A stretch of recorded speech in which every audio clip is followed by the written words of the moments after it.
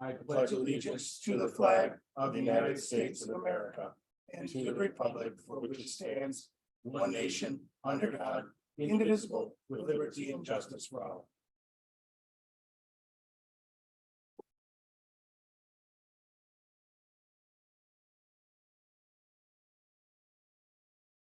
I'm going to turn it over to the superintendent at this time.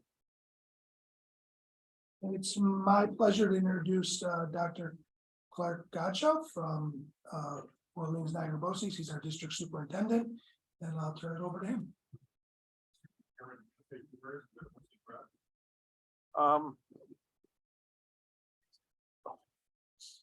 Sure. Yeah, right on. I got it.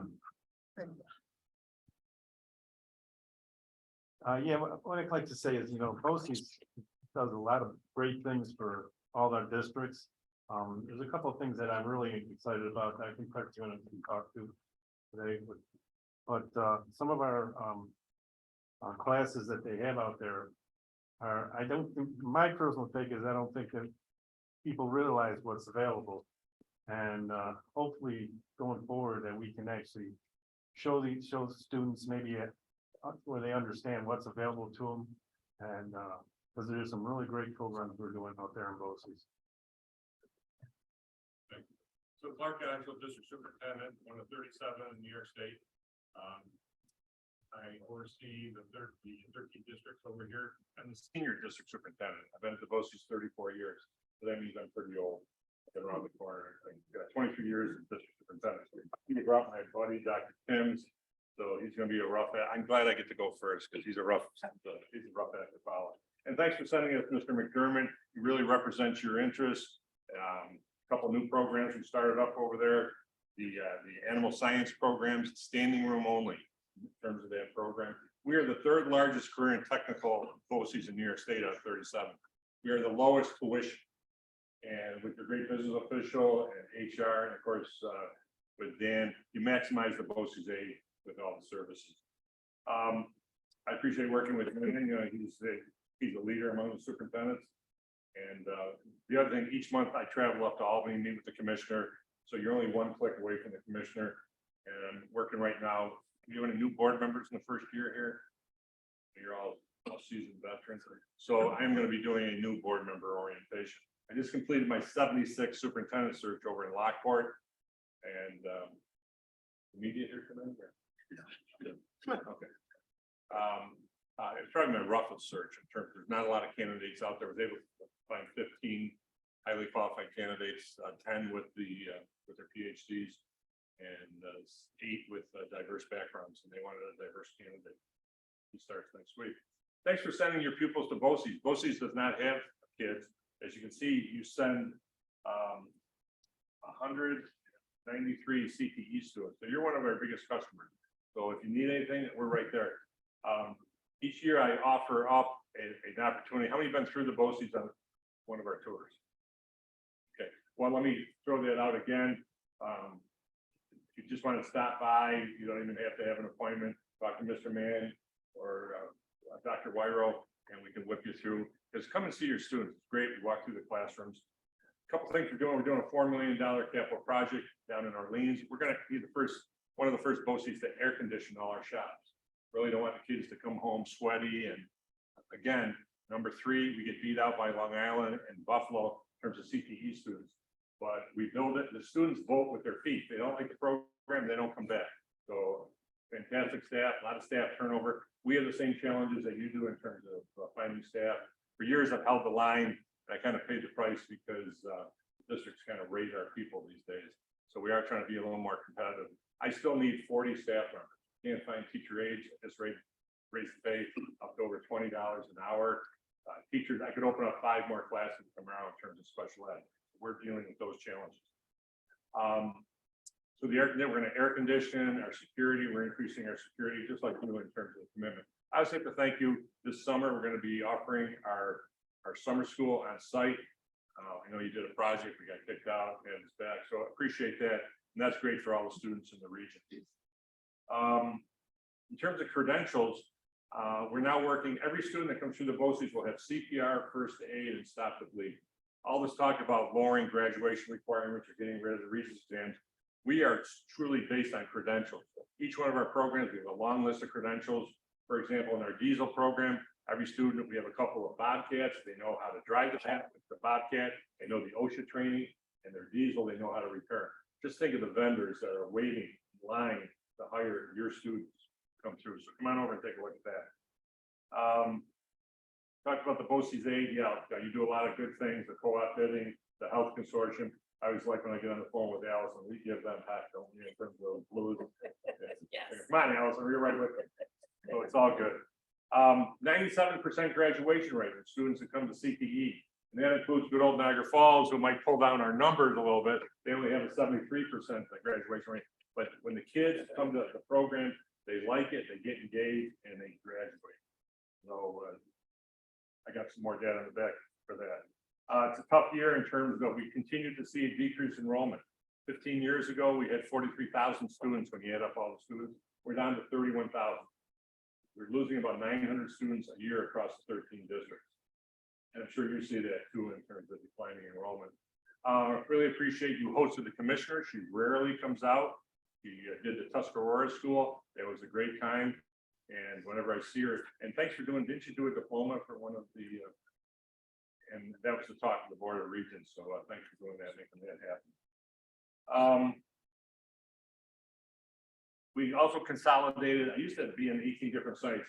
We are building wings on buildings, just like we did with some of your sites. So where were we over in West Street. was it West Street where we added that? So we're doing that with districts so that when we have our programs, we can have efficiencies with everybody coming together. Our tuitions are up about 2.5%. Contracts, we're in contract negotiation, but we really, again, I'm pretty conservative. Our administrators pay up to 18% on health insurance. And again, it's kind of to our detriment. I've held the line and try to be in the middle. But like I said, we're getting rated in terms of people. On the backside, just a couple programs to highlight, and then I'll bring the highlight up in terms of the students, the administrators. About 5% go on to military, 50% go into the trade. Last night I was up in Barker.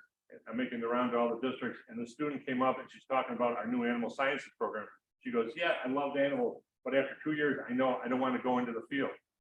Well, that's okay too, because thank goodness the parents didn't have to pay for college, and then they come out and say, I didn't like it. I don't want to go play with the rabbits. So it's all good. Our literacy zones, we're up in the migrant camps doing literacy. We're also the third largest adult education program in New York State. Night school, we have our 6 programs. The county gave me 50 Main Street. If you ever need a site in downtown Lockport for meetings, we put over $1 million into that. No cost to local districts in terms of when we do that, we use our reserves to get the money back here. I know it's long term, but health sciences program, great nursing program. I talked to graduation the other day, and whenever I go in for a medical procedure, I always check, are you from BOCES? And the one girl, one time I went in, colonoscopy, no, another BOCES. I said, okay, that's good. So, you never know who you run into out there. So my line is, I hope we trained them right, because they're going to be working on it. So got great results on our health program. Our TS, IPD, you take advantage of that for a staff training. I know in this room, we've had a lot of staff training. Library and media services, you jumped on that. We now have access, staff has access to thousands and thousands of movies. It's not like the old day where you had to sign up and they deliver it. It's all streaming, all state of the art. Teacher center, we have a very active teacher center. It's operated by a separate board. Home hospital teaching, and that's where Dan is real. I can see the scars on my back from Dan in terms of got to get more people out there. We need certified people. And I know he's pushed Mike to make that happen. And the last program is coaching services. All our coaches, I'm going to retire probably next year, and I'm going to get back into my old officiating. And I know our programs, they offer all the CPR and all the training. So we have Dr. Mike Rywero, who's going to do the intros, and Mr. Mann's doing a great job as a principal. So Mike, will let you do your thing. Any questions for me? Can I just put one thing in perspective for Yeah. everyone? 193 of our students, right, are involved in CTE. But you got to remember, that's just juniors and seniors. So we're in about 300 class right now for those classes anyway. We're talking about 1/3 of our seniors and 1/3 of our juniors participate in the CTE program. That's how important it is to our kids. At Royhart, they send us 60% juniors and seniors. So it's important that we meet the needs, and the students, when you come over, you'll see how we give them academic credit too, at the discretion of your principal. But your teachers come out and they make sure that it's a valid program. Dr. Wyro, you want to? Michael Myra, Director of Instructional Services, CP and Adult Ed, which is everything on that back page, the back side of the first page. If you have any questions regarding any of those items, please reach out, let me know. Dan knows how to get a hold of me. And then this evening, we have Michael Mann, Principal of the Niagara Career and Tech Center, who brought 2 of your students with him to discuss and show you exactly what we do or how they've appreciated the opportunity to be at CTE. So that's why we're here. So let's hear it from them. So Mike, take it. All right, thank you very much. It is a pleasure to be here, speaking to you guys again. I've had many fond memories from my time here in Niagara Wheatfield at both the middle school and the high school. And thanks to my friends here in Niagara Wheatfield, I now have a much deeper appreciation for what BOCES has to offer. And as Mr. McDermott said, and Dr. Gottschall said, we are trying to get as many kids into our programs as we can. As a matter of fact, we start our phasing in 10th grade, but tomorrow and Thursday, I have Kevin Gom, who is your counselor over at Edwardtown Middle School, bringing all of your 8th graders over to tour our facility. We're going to bring over 100 the first day and 100 the second day. And so we want to plant that BOCES seed early. And then when they get to 10th grade, we'll water it a little bit more when we bring them over for phasing. And we're hopeful that they'll sign up and come on over as juniors and seniors. A lot of good things are happening on this Saunders Settlement stretch of road here between Niagara Wheatfield and BOCES. And we have some phenomenal programs. We have 24 in the center just down the road. And today I have brought 2 of our best and brightest, your best and brightest Niagara Wheatfield students. I will introduce them and let them speak to you a little bit. It's one thing to hear us tell you about all the good things that we do for your students and for this community, but to hear it from your own students really, I think, hits home a little bit deeper and a little harder. So I'm going to introduce the gentleman first. His name is Curtis Whitlock. He is in our security and law enforcement program. And Curtis, if you want to step up here and talk to your board a little bit about how you got hooked into BOCES and all the good things you've experienced at BOCES, and then where you think that's going to propel you into your future. Okay, I got started from my older brother. He had mentioned that there was a security and law enforcement class there at BOCES. He took auto technology with Mr. Jekovich, and I was very excited. I did not tour BOCES in 10th grade. I must have just missed the due date or whatsoever. And but I was very excited. I kind of already knew that law enforcement was really the only way I was going to go. And the first couple weeks were really fun. I was very excited. Outside of school, I was still am a Buffalo Police Explorer, and I really enjoyed the Explorer program. And I wanted something that I could do more than just once a week. And BOCES is exactly that. It was a lot like the Explorer program. We had military branches, all the military branches come in, they, give their opinions on the other branches and what they have to offer compared to others. And then you have all the different branches within the police force, whether it's the K-9 unit, investigators, so on and so forth, CSI. And so it really helps you, it lays it all out on the table. It gives you options. I know one of the most difficult things is not really knowing what certain things have to offer. So when they lay it all out in front of you, you can kind of pick and choose what you like, what you don't like. You know what you want to do by the time you're out of high school. And I'll tell you, in junior year, it was something I looked forward to all day until I went in the evening. And then now as senior year, I'm waiting in the cafeteria. I'm excited to go to BOCES and then come back and finish school and then go home and go to work, so on and so forth. It's something that's exciting. It's something that interests me. And it's not just for my class, it's for all the classes. I personally believe just that ability to, it almost feels like cheating, to be honest with you, to be able to go to another school for 4 periods and do what you want to do for however long that is, 2-3 hours. And so, yeah, I've really enjoyed the program, and I think it really has given me a better chance out of high school to really do what I want to do. I plan on joining the Air National Guard and becoming a Niagara County Sheriff's Deputy. And yes, that is all I have to say. Thank you.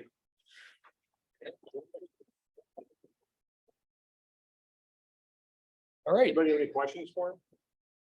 Curtis, did you say anything about skills? How skills played into what you do? I apologize. So junior year, I participated in Skills USA for criminal justice, and I beat the senior in our class by a couple points. So for my class, at least in regionals, you have to beat your classmate in order to go on to states. And so I beat him just by very few points, and I went to states for criminal justice. And I did not place in states, but just the opportunity, even to go to regionals and states, was such a special thing. It was so much fun. Even if I didn't win, I had so much fun making new friends and meeting new people and being able to experience states in junior year. So now I'm going to states again in senior year. So I kind of know what to look forward to, and I'm extremely excited. It was a very great experience, and I don't think anyone had anything negative to say about going and competing. So yes. Great job.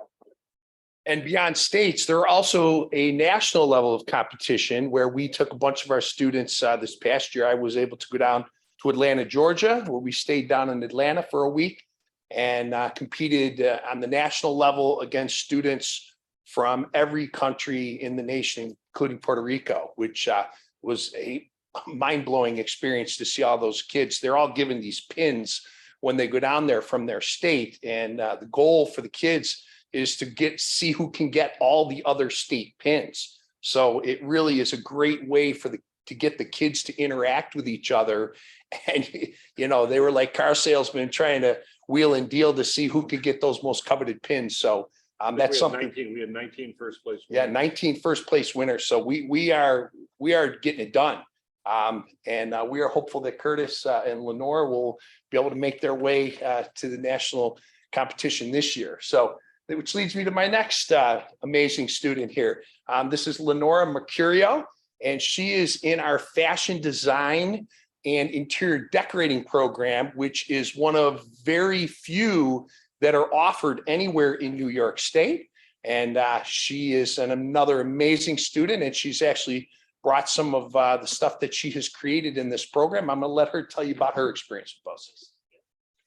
Okay, so I got some props with me. So yes, I'm in the fashion interior design class. It's actually the only class that has fashion and interior, so it's a great class. I brought if you could, I'm a little short, thank you. So I actually this year for my senior year, I was able to make my prom dress, which is this one right here, and for the fashion show as well that we have every single year. This is a detachable train with it, and then I also made this one. Ooh. Let's go take it out real quick so I can turn it around. I made this one, so the theme is Hollywood of our fashion show we got to pick. I inspired it by Audrey Hepburn, Breakfast at Tiffany's, and again with a detachable train. I also have a corseted back, and I made this all through this awesome program. That's thank you. I'll put it down.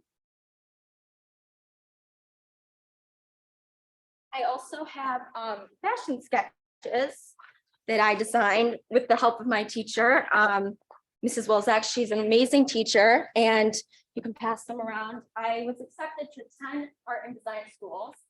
So those were some of the stuff that I had to submit. I started off with always having a passion for fashion design. And back in when COVID hit, I made my own brand, not really brand. I did this shoe business where I would customize shoes and I would paint them. And then I would also do like jeans. So that kind of sparked my fashion design wants. I'm gonna put this down real quick.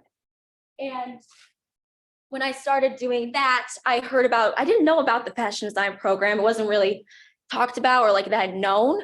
So I didn't tour it until 10th grade, which I think it's great that you guys are taking in the 8th graders because I didn't know about it. And then, yeah, so I toured it. I loved it. I loved the teacher. The teacher, she's great. She worked at Fisher Price making actual toys and designing the toys. And so we learned from like the best person possible to learn about fashion design. And let's see, so for junior year, I had no idea anything about sewing, and now I made those my senior year, which is amazing. I learned everything, all the basics, elements of design and everything I needed to know about like the fundamental things that I need for the design process. And I ended up getting first place in our fashion show last year. It was 60s, my collection was 60s theme, it was decades, which is really awesome. I went to Skills USA for regionals, got second place for my paintings, sneakers. And I also went to states and I got 5th place overall. It was a great experience. I learned a lot. I, got to do the public speaking, talk to people, presented my stuff. I had to demonstrate how to paint in front of the judges, which was kind of nerve-wracking, but I did it and I did pretty good. And then this year, not only are we doing the interior design as well, but we're also get to basically be an event planner by planning our fashion show and a whole thing, the whole production. It's not just, we have to set up the whole thing. So we picked Hollywood theme. We get to plan it. We get to design that as well, which is kind of also interior. And we get to make, that's 2 dresses. I'm making 1 more. We get to make an avant-garde, which is the over-the-top stuff. And we're also doing this year, which is new, is the shoe design, which all the seniors get to make shoe design, which is super, super cool. I did Disney theme. So I painted the Disney castle on a pair of shoes and all the 4 different park attraction, like the big known park attractions. And I just plan to go forward with fashion design, pursuing it. I love it. And if it wasn't for this program, I would not know that I could do it. I would never have thought if I didn't do the fashion design program that I would be able to sew, because I had no idea. Nobody in my family really sews. So it was an awesome opportunity. I've learned, I really could not sew. And I learned how to do all of that. And it was all through this program. And I can only say amazing things about BOCES because it really, really did make the fundamentals of my career for going forward, shaped it. So it was great. Thank you. Any other questions? Thank you. Yeah, I just. Top right. The tech works. Nothing. Oh. Anyways, I don't need this. I got it. First of all, you both look like a fashion designer, Lenora. You look like a policeman already. Yeah. But more importantly, these are both great public speakers. Thank you. And I think both of you will go far. Thank you very much. Congratulations to both of you. Thank you. Any other questions? Well, no, just a comment. You stole my thunder, because I think one of the things that people just don't understand until they witness it is the strengths, some of the strengths of the program that have nothing to do with the actual curriculum. And that is speaking segment. It's awesome to listen to the 2 of you talk about your programs. Who could sell those programs better? Yeah. And you're there as part of the day, your hours all the time. Yeah. And we're just. I actually want to add one more thing. It basically, like Curtis did say, it's like a major in high school. And it really taught me everything I need to know to go forward in college and pursue it even more. I also wanted to add that I had one more thought that I had to add, and now I forgot it. I forgot what I had to say, but basically it was just a great experience and I'm so glad I did it. And I wish more people knew about fashion design because it's not a more popular program, but it should be. So it's a great program. So yes, thank you for sending me there. So I'm surprised you didn't, do your speech in character though. Oh, I know. The voice is retired. It's like shot now. That also explains why you like my shirt, the cast part. Yes, I know. It was. So everyone knows, Lenore was one of the leads in our Guy Fidel's musical. and did a phenomenal job ad-libbing with my little. That was really good. Thank you. Thank you for coming, everybody who did come, but yeah, so that was a lot of fun too, so. So you know what school the agency works. The New York schools have not, they don't tell me till April 1st. So I did apply to NYU, the new school Parsons and FIT. Massachusetts College of Art and Design is pretty high up there. So we will consider once I get accepted or hear back from the New York schools. So, yeah.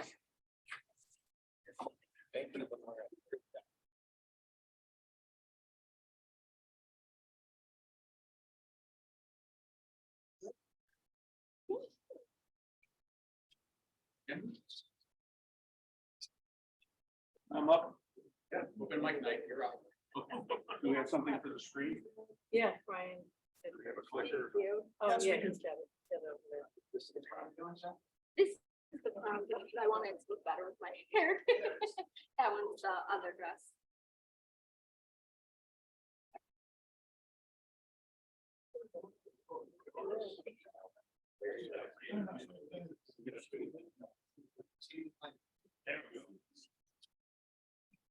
Thanks for inviting me tonight. We're gonna talk finance now, so we're gonna go from not so exciting to probably dull and boring, but very important. So we're gonna talk about the gas that runs the school district engine that gets these kids to these programs. So here we go. First of all, thanks for inviting me again. It's like I just love coming here. As you know, I'm an ex-ball boy. Don't blame me, just born there. She turned my high school LaSalle into a Walmart, so I don't know what to do. But we're gonna talk finance about Niagara Wheatfield tonight. So let's get started. As you know, when you do long range planning, a lot of people come up with a whole bunch of spreadsheets, and I'm gonna show you some spreadsheets. But the key isn't actually the spreadsheet itself, it's the analysis that goes into the spreadsheet. So we start taking a look at your district history and especially forms and state aid data. And as you know, state aid is gonna be due, we're hoping there's a budget passed by April 1st this year. And then we'll know what our real state aid is, but we've got some estimates. We took a look at your ST3 submissions for the last few years. And those ST3 submissions basically tell us about your fund balances, your reserves, where you're spending money, what you're budgeting for, your taxes, and things like this. We took a look at website calculations at SED. State Education Department is always behind the 8 ball here in terms of getting all the estimates that we need. They're running very slow. They're having problems filling positions and so on. So we always have to keep up to snuff on that. We take a look at your auditor reports and recommendations.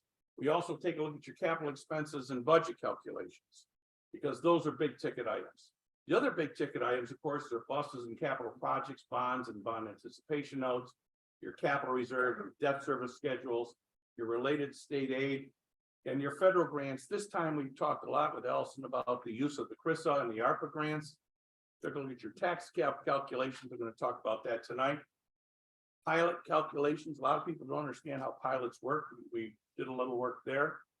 I also read, I don't know, I must suffer from insomnia. I read every report for a school district by the controller. So every year I read every single report. And the reason I do that is so if I find things when I'm examining a district, I could say, oh, this is a controller problem. He's not gonna like this, not gonna like that, so on. Also, we look at teachers' retirement system and employees' retirement system. And the reason we do that is because they are big ticket items too.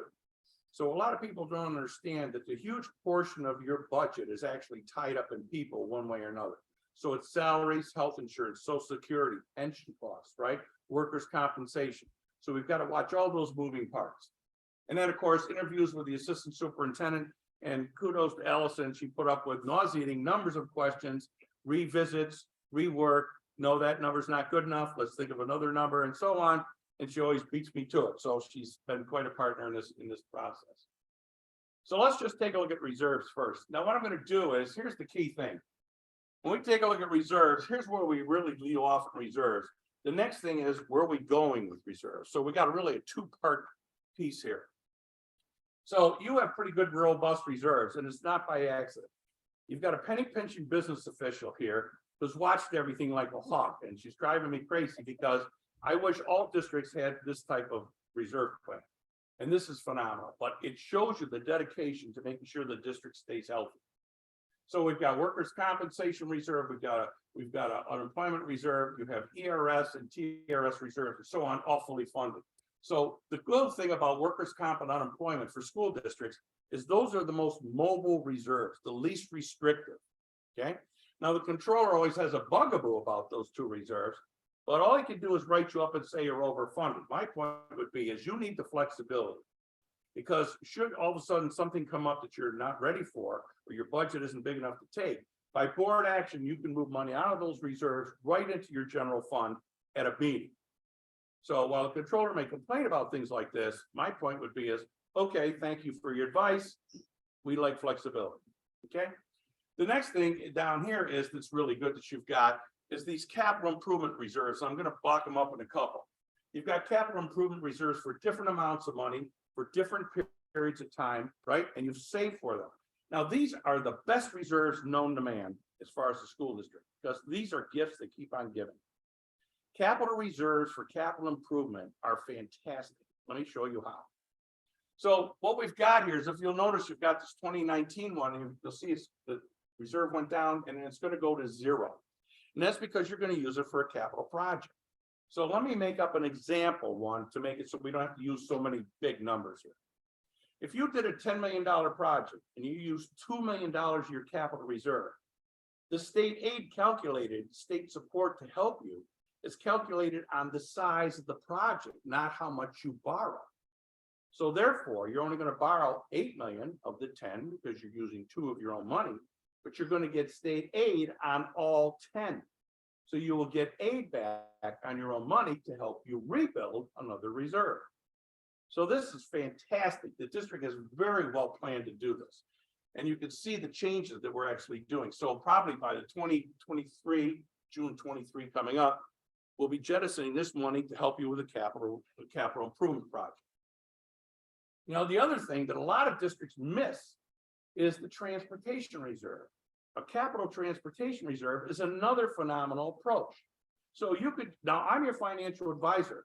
So when you go buy a bus, if you go to bond for the bus or to ban for the bus or borrow money for the bus, you need me to go get the money for you and you would pay me. I advise all the districts I work with, don't pay me. Start one of these reserves, pay cash, and you save money because you will then not have issuance costs. You won't have interest payments, but you will get aid on the bus plus interest. So the district does better. We're supposed to be fiduciaries. And then this one is another great. So a lot of schools used a lot of money on smart schools a couple of years ago, right? They had technology purchases, they did infrastructure, they bought all kinds of equipment and so on. My question to all my clients always is, especially new clients, what did you buy with smart schools? They tell me they bought all these computers, equipment and all that. I said, okay, how long ago was that? He said, well, that was 4 or 5 years ago. Well, in a couple of years, these little laptops, especially during COVID even, are going to be on like OS 530 or something. Half the apps won't work. So the big question I always say is, what's the plan to replace these without having a taxpayer impact? And you have a plan. You are actually starting reserves now to buy technology in the future so you don't have to add that amount to your budget and tax people for it. So you're saving up now. Now, you can still use this technology reserve and go to Clark's BOCES and buy the equipment. So there's no problem there getting BOCES aid after you've saved the money. Now, additionally, you can have other types of capital reserves as well. You could have it on equipment. You could have it on vehicles. For instance, I've got a school district that actually has a capital reserve on vehicles. And they are buying this year, without impacting their budget, an $80,000 snowplow. Big stack rack truck with a big plow on it, also salts and sands. 80,000. If they had to put that in their budget, there'd been an impact. So the idea is that's something to consider us also in the future. So the key thing here is that you have very robust reserves. You've built them up over time wisely, and now you're going to be spending. Here we're buying buses. Now, the key thing that I want to point out with the buses is, one of my major concerns with our reserves on transportation, not necessarily yours, but in general, and that is that in 2027, the only bus you're allowed to buy as a school district is a zero emissions bus. And I find this to be a financial jeopardy for school districts, so I'm alerting you now. I think you gotta save some pennies for this thing if this mandate stays here. Because what's gonna happen is a 67 passenger, they call a type C bus, really is about $140,000 to $150,000, depending on what bell and whistle you get with it. A commensurate zero emission bus is 400,000. 400,000 each bus. You have to train your entire staff, and you're gonna have to retrofit next door transportation facility to put in all the chargers. The big question I have is how long would it take the power company to get enough juice to run every one of your buses to the pole out in front of that facility? And then how much is it gonna cost you to put all those chargers? So to me, again, look at what's gonna be in capital improvement, important here because you'll have to do some capital work probably at the bus facility, transportation facility. And a good transportation capital reserve would be helpful. So keep in mind, while you're in good shape here, I see down here toward the end, I think we got to continue to save money. In other words, let's keep this practice going because you're going to be inheriting some costs if this mandate prevails. The mandate, really quickly, is you cannot transport, you cannot buy, you cannot have, okay, by 2035, a bus that is not zero emissions. So it's gonna be 400,000 a pop instead of 150. Now, I'm praying that they delay it, they abandon it, they do something else with it, so we don't get this hit. But the truth of it is, it's still there. Can I just one quick thing? Sure. For those looking at the bottom at the totals, when you look at this number here, you said that it was transportation. Yep. This larger number is transportation And the capital the reserve. cavalry are just- both, yeah. So anybody who's. So if you, that's why I put them into the future, so you can see them both going down. So actually, you're starting to use the money very wisely. So this is excellent. So this is one of the best plans I've actually seen, seriously, of all my clients. She's a sharp cookie. You gotta watch her every. Okay, here we go. Now, here's the other thing we gotta keep in mind. Your biggest state aid characteristic here is foundation aid. Everybody knows that. You've been waiting to be funded, but luckily we've got not only that, but this year we have something really interesting going on. Inflation at 8%. Now, I'm not going to get into the 40-page foundation aid formula because the test at the end would take too long, we'd be here all night. But the key thing is that inflation is moving this up. Let's see if I get this little pointer working. Can everybody see? So what happens between here and here, in other words, last year and this year, about a $922,000 increase. Next year, at least so far, according to the estimates, and we won't know until April 1st, it looks like it might be $1.9 million, an extra million. But after that, you will be what's commonly known as safe harmless. Absent greater inflation or changing demographics, your rate of increase will decline considerably. See how the red number here is different than these two. So in other words, I just pointed out in the previous slide that we need to save more money. And now I'm going to tell you that your state resources, your rate of increase is going to decline compared to the way it's going to be this year and last year. So you've got to kind of penny pinch your way through this. You got to think wisely. So I wanted to bring that to your attention. The other thing I want to bring up to your attention is even though there's all these different types of aids, all these numbers change, and these numbers may change again by April 1st. Keep in mind that the numbers are constantly in flux as the district submits additional data. For instance, this is the fourth chart I've done for this exercise. And that's because between when we started it and today's date, these data have changed 4 times. And they keep getting updated. It's based on the number of kids you have in different programs. For instance, how many kids you have in high-cost special needs programs changes over time. The number of, when you see red numbers over here, technically means a loss of enrollment, similar to as Clark had mentioned earlier, school districts losing some kids because these are paid per child. Your BOCES aid is dependent upon number of services. I see a good chunk of change coming in next year because you bought additional services. I'm looking at building aid, you see it goes down and then it goes back up as your new capital project takes flight. In other words, as you start completing that project, the aid will start coming in, right? And so I've tried to capture as many mechanisms as possible. This yellow one is universal pre-K. You'll notice I've got a red line down here, I've got a yellow up here. That's because I'm not counting in your aid, the UPK aid. And that's because that goes into a separate fund, not your general fund. It's called special aid fund. However, the cost of UPK comes out of your general fund. The interesting thing is the state is boosting your UPK aid because they want you to do more UPK. Common problems by districts with UPK is they try and do it half day. Parents want it full day. There's like no doubt across the state. Second thing is, where do they put it? A lot of times they don't have enough room. And if they do have enough room, the other piece is this money by the state, although it looks like it's a lot of money, they don't give you all that money. They give you based on how many slots you fill. In other words, that's the maximum you can get. Depends on how many kids attend your program. And last but not least, it's only a partial coverage of the cost of the program. So in other words, you will spend more than this aid to do the program.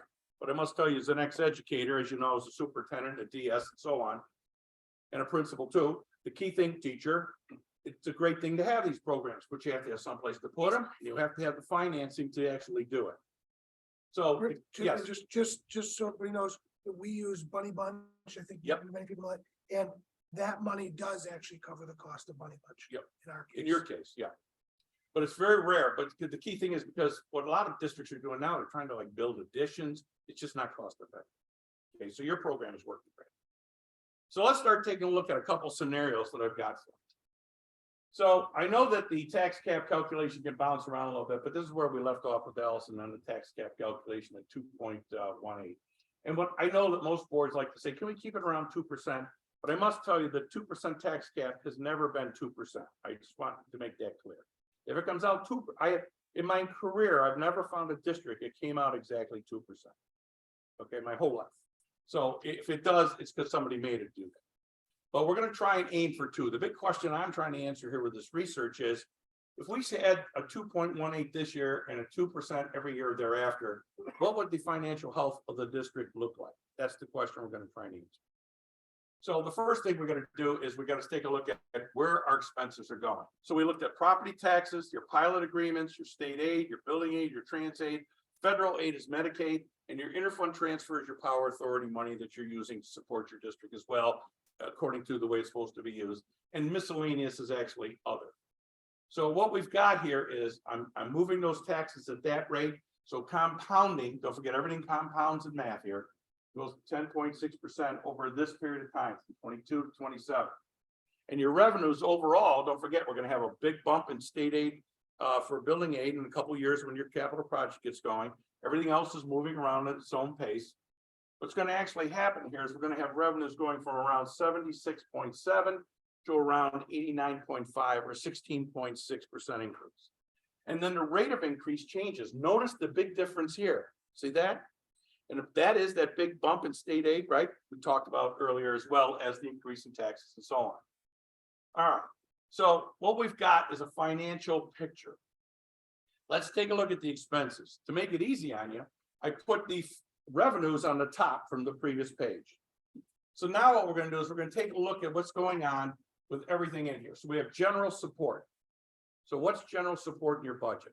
It is any expenses by the Board of Education, the superintendent in his office, the business office, and Allison's entire office.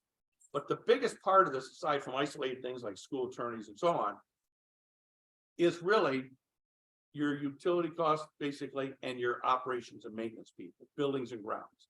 Those are huge portions of this cost. So we divided up between salaries and other. Now we did that because your salaries are based on contractual obligations with LSP. So you've got contracts in place. You're going to be negotiating some over this period of time, but we gave it our best shot at an estimate. So technically, this is the people part, and this is the non-people part. Now, the non-people part is being affected tremendously because of energy costs. If you look at your own home energy bills, I think you've seen a difference between last year and this year. I mean, it should be a lot. So what we're seeing is utility costs really spike up there. Now, the other thing we look at is instruction, which is the purpose of the school district. And if you'll notice, the numbers here are bigger than any of the numbers on the page. That's because the bulk of your staff is really instructional or instructionally related. So in the salary portion, what we've got would be, yes, teachers, obviously, but we would have the principals in there too.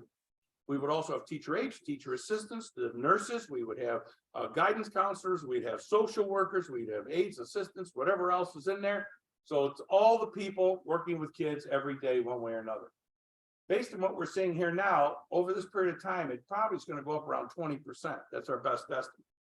But in here, other is, and this is the point you were making about, we'll say CTE, the Clark mentioned students with special needs and those types of programs.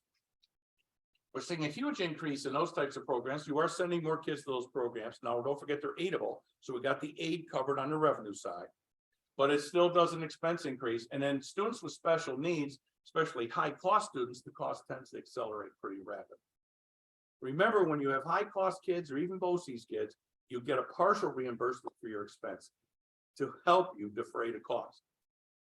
Then you've got transportation. So here's your transportation salaries. Now, this is not going up by much because we're trying to right size the budget here. You see a little decrease here. So we're trying to, we've got a little, we think a little excess fund, so we're going to clean it up and straighten it out. So it's not going to move too much. But the caution here is this. In Western New York, I'm finding a lot of my client districts called me up this summer because they lost bus drivers and couldn't find it. So what happens is now the salaries of those people are starting to escalate pretty rapidly, as well as benefits, something to keep in mind. Remember, you're going to compete. And I think, as Clark had pointed out, he can't keep employees because everybody's stealing from each other. And this is what's starting to happen for a lot of school districts. So just be aware of it. I'm not prone, I don't know your particular case. Now, this one's moving at a good clip. This is diesel fuel, equipment, materials, supplies for running that bus garage, everything you need for those buses, and they're not cheap to run. And then what we also have is employee benefits, retirement, social security, workers' comp, health, and then miscellaneous other types of benefits, which again, we right-sized to bring it a little more in line to what we're spending.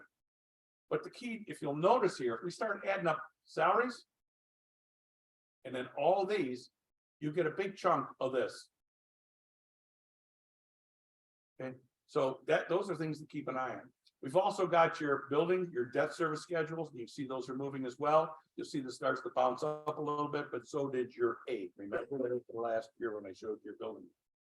We've got interfund transfers. We've got some for the 4408 kids, which is summer school special ed, and school lunch, support the school lunch program. School lunch programs are having a heck of a time in all of New York State because the cost of the food is just so enormous. They just can't. Nobody wants to raise the price of the lunch. Everybody wants to go free lunch, free breakfast, free lunch, and I hope we do all go that way someday. But right now, this is in support of that. So good for you. You'll notice I got a whole bunch of zeros here. Why would I put zeros on when I could fill? Why don't I just erase that and not show it to you? That's because this is important. These are what's called rands and tans. What's rands and tans? Revenue anticipation note, tax anticipation note. These are for districts that don't have enough money to run their own district. They have to borrow money to operate. You have no costs here because you're doing a great job. So I wanted to point it out to you. In other words, I didn't want it to go unsaid. The other thing too is we then have your total expenses right over here. Please notice the difference between this percent and the difference in this percent. That's something to keep your eye. All right, now I went over these types of examples. So what I'm going to do is bring over the revenues on the top, the expenses on the bottom I just showed you. So here we go again. So what we've got here is, here's the increase in your revenues based on our story here. This is the rate of increase per year from one year to the next. Here's your expenses. And here's the rate increase each year. Notice the difference between these two numbers. And that's why we have to be careful. Good thing you do have robust savings. Good thing you do have robust reserves because you're going to need them at the rate things are going. Now, there's two ways. I don't know if anybody taught economics. I did. So let me just give you a quick economics lesson about inflation. There's two ways inflation works. Some people think of it as commodity inflation. It's always like as if it's gasoline. Price goes up, the price goes down. Depends on how much they produce, how many people want gas, the price of gas moves around. Okay, fine. Yeah, that could be inflation too. Well, more often than not, with big ticket items, inflation is really a case whereby people charge all they can get. It's called capitalism. You've probably heard of it. Okay, so here's how it works. So now what happens is I start selling HVAC systems, Univent systems. Think about it. I start doing roofing projects. Think about it for a second. I start selling something known as a zero emissions bus, and you need it. I will charge as much as I can get for it. And if inflation goes away, I'm not lowering my price. That's the price. And that's what's gonna happen, I think, in parts of our, in other words, watch this. Say, for instance, I used to be a union president for the teachers, so this is all, I'll shoot myself in the foot here. So I'd be making X amount of dollars, you're gonna give me Y percentage increase. When inflation goes away, do I give you back any money? No, we start from there and keep going. Okay, and that's what's happening with this number. Everybody with me? All right, now. Okay, so the Skinflint business official here was able to watch and counter pennies and make sure that we don't spend all the money we got.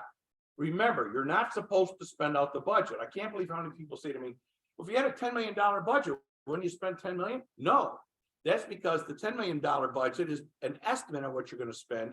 You're praying you don't have to spend it all. Because the worst things that happen to you, I had one district, a client calls me up one day and says, we got a problem. I said, what is it? We had a fire. Oh, wow, what happened? My bus garage burned down. He said, oh, geez, that's pretty bad. I said, but my buses were in it. We just had to buy 20 buses at 150,000 that day. Now, insurance covered part of it, but he had to foot the bill before the insurance came in. If you ended up with a flood or some real storm damage and you have to wait for FEMA to pay you, this could take the rest of your life. So you have to have enough money just in case. But the problem we've got here is, if you'll notice, the amount of money's gone down from one year to the next, and that's because those federal grants are not going to be here forever. They're going away. You've made use of the federal grants, and you've done a good job with them, actually. But the miracle is going to be is I'm banking that Allison can save this much money every year or more, because you're going to need it. It's going to be my theme here. So she's got to try and keep tight on this. And here's the use of that. There's that, to Dan's point, the capital project and buses. So we'll be draining those out of reserves. So you're going to drain out over this period of time. The plan would be 19.4, almost 19.5 million. So, and that's, by the way, a good plan, because you're going to save a lot of money doing it. So you're supposed to also have cash flow. In other words, here's how this works. During the summer, July 1, your fiscal year starts, but there's still a lot of people working in the district all summer long, right? All maintenance, clean, custodial, the bus people are working, getting the buses ready. You're cleaning floors, you're doing, and you're ordering everything for the school year. Then all of a sudden, around the 1st of September, right after Labor Day, not only do the kids show up, but the entire faculty and staff shows up. And for 2 months, they will be here and want paychecks, right? So the whole place is running full tilt. And you have not received a single dollar of tax money. So you have to have money to pay people before that. And state aid, all the state aid I told you you're going to get, comes in dribs and drabs throughout the school year. Most of it comes in March. So you have to have cash flow. So we have to make sure you keep that secure. So we come up with something like this. So what we've got here is, if we were to take that revenue up at the top, the 676.7, and we were to look at the expenses, 79.2, how much are we short? We're short $2.4 million. So what happens is, good thing she's got this, because that money is going to be used to float your cash. So what it's going to do is also put pressure on your reserves. So let me give you an example. So in this school year, you need $2 million to balance the budget. Bring it over 5.9. So the result is she's also going to spend 14.6 out of her reserves, all planned, perfect. So what happens is she is able to take the money out of her reserves and still keep a pretty good reserve balance and expand her 4% limit, because 4% is based on the size of the next year's budget, which is now larger. So far, so good. It's the out years that cause districts the most problems. Let me give you an example. So now what happens is we're going to need $4.7 million to balance the budget, but she's only bringing over 4.8. See how this is working now? So now we're short money. So what happens now is she's still using money for the reserves. So we're tapping the reserves on the side. So now what happens is it starts to lower the reserves as she tries to keep her 4% going. So what happens is you start off with here and you end up down here. And the only reason you're doing that is because we're not replenishing the reserves, because you know what you've done? Remember I showed you the 2.18% on your taxes and the 2% thereafter? If your tax gap is over that number, you got a tax for it because you're gonna need the money. Because this is smaller than this. So if you had designs on saying, hey, let's save everybody $1, you will save everybody but you $1. And you'll actually start dismembering what was working. Any questions? Yeah. Year over year assumptions on expenses. Is that taking this year's inflation? Is that right now? Yeah, but we actually lowered it. No, we didn't keep like 8% inflation going. We lowered it. Like what assumption, what rates? Well, we were doing 4%. Yeah, but the problem you got to keep in mind is, as I mentioned, many things are going to go up and just stay up. They're not going to go back down. Right? I mean, I was just trying to figure out Right. how much of a worst case scenario or doomsday or. well, that's why I have a second scenario for it. So not to worry, Rick is here. However, here we go. This does not include the use of reserves for the bus renovations. Remember that, right? Didn't talk about that yet. And I haven't talked about buying the zero emission buses yet. So we haven't got those costs in here.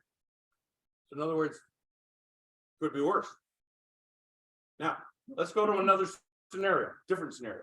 Now what I've done is I've increased taxes 2.18 and I made up 2.25. I just made it up. Okay, to find out. And now what happens is you'll see down here. See if we can get this to work. There we go. Now we're at about 17%. So it's going to take a little of the edge off. So truly what's going to happen here is even if you increase taxes a little bit, that is not the total answer because now it's a 17 versus a 24.6. So my point would be, it's not just the revenue side you have to watch out for. You have to find a way to defray your costs. So my example would be this. If Rick is working for you and Rick leaves, he retires, gets another job, Clark steals him for BOCES, he gets hit by a fast moving truck down a military road, whatever happens to Rick, the old question used to be, who are we going to get to replace Rick? The new question's got to be is, do we need to replace Rick? Now, it might be, we don't need to replace Rick. Then they call it breakage. In other words, the person would leave, you no longer have to pay the bill. To your point, it would decrease your rate of increase in expenses. Now, what if you don't need a Rick like Rick was? Maybe what you need is Rick was a social studies teacher in 7th grade. You don't need one. But what you do need is a social worker over at the elementary school. So maybe it's a reallocation of resources at a less expensive price. Or maybe it's a half-time this or, different FTE that. So my point would be is, it's not just a case of revenues for you. It's got to be expenses as well. You've got to find a way to monitor your expenses. And things are going to look better here now. So I brought over the same numbers. Only the thing is here, let me just make a long story short. I've got the same dynamics going on, but now you end up with a lot more money, another $1 million just by that 0.25%. So if you could also economize on the expense side, I think you're going to come out of this and much better. So it's two things you need to do. You got to probably stick to a cap, whatever it is, and you've got to monitor those expenses to keep the rate of escalation, to your point, flat. Okay. The truth of it is, if you keep in mind, if you go back, if you think about those costs I gave you in salaries, none of those salaries, unless you're absent people, are going backwards at all. And remember, a 4 plus a 4 plus a 4% increase is not a 12% increase. It's compounding, right? Compounding. So the truth of it is, it ends up being a lot more money. So this is the lesson I'd say to you, because you could end up with a better place if you stick to the cap, number one. And number two is you've got to watch those expenses and decrease your rate of increase in the expenses. You're still healthy as a horse. There's no doubt about it. You're in great shape. So, but we've got a couple of things on the horizon. We don't know where that mandate's going to go.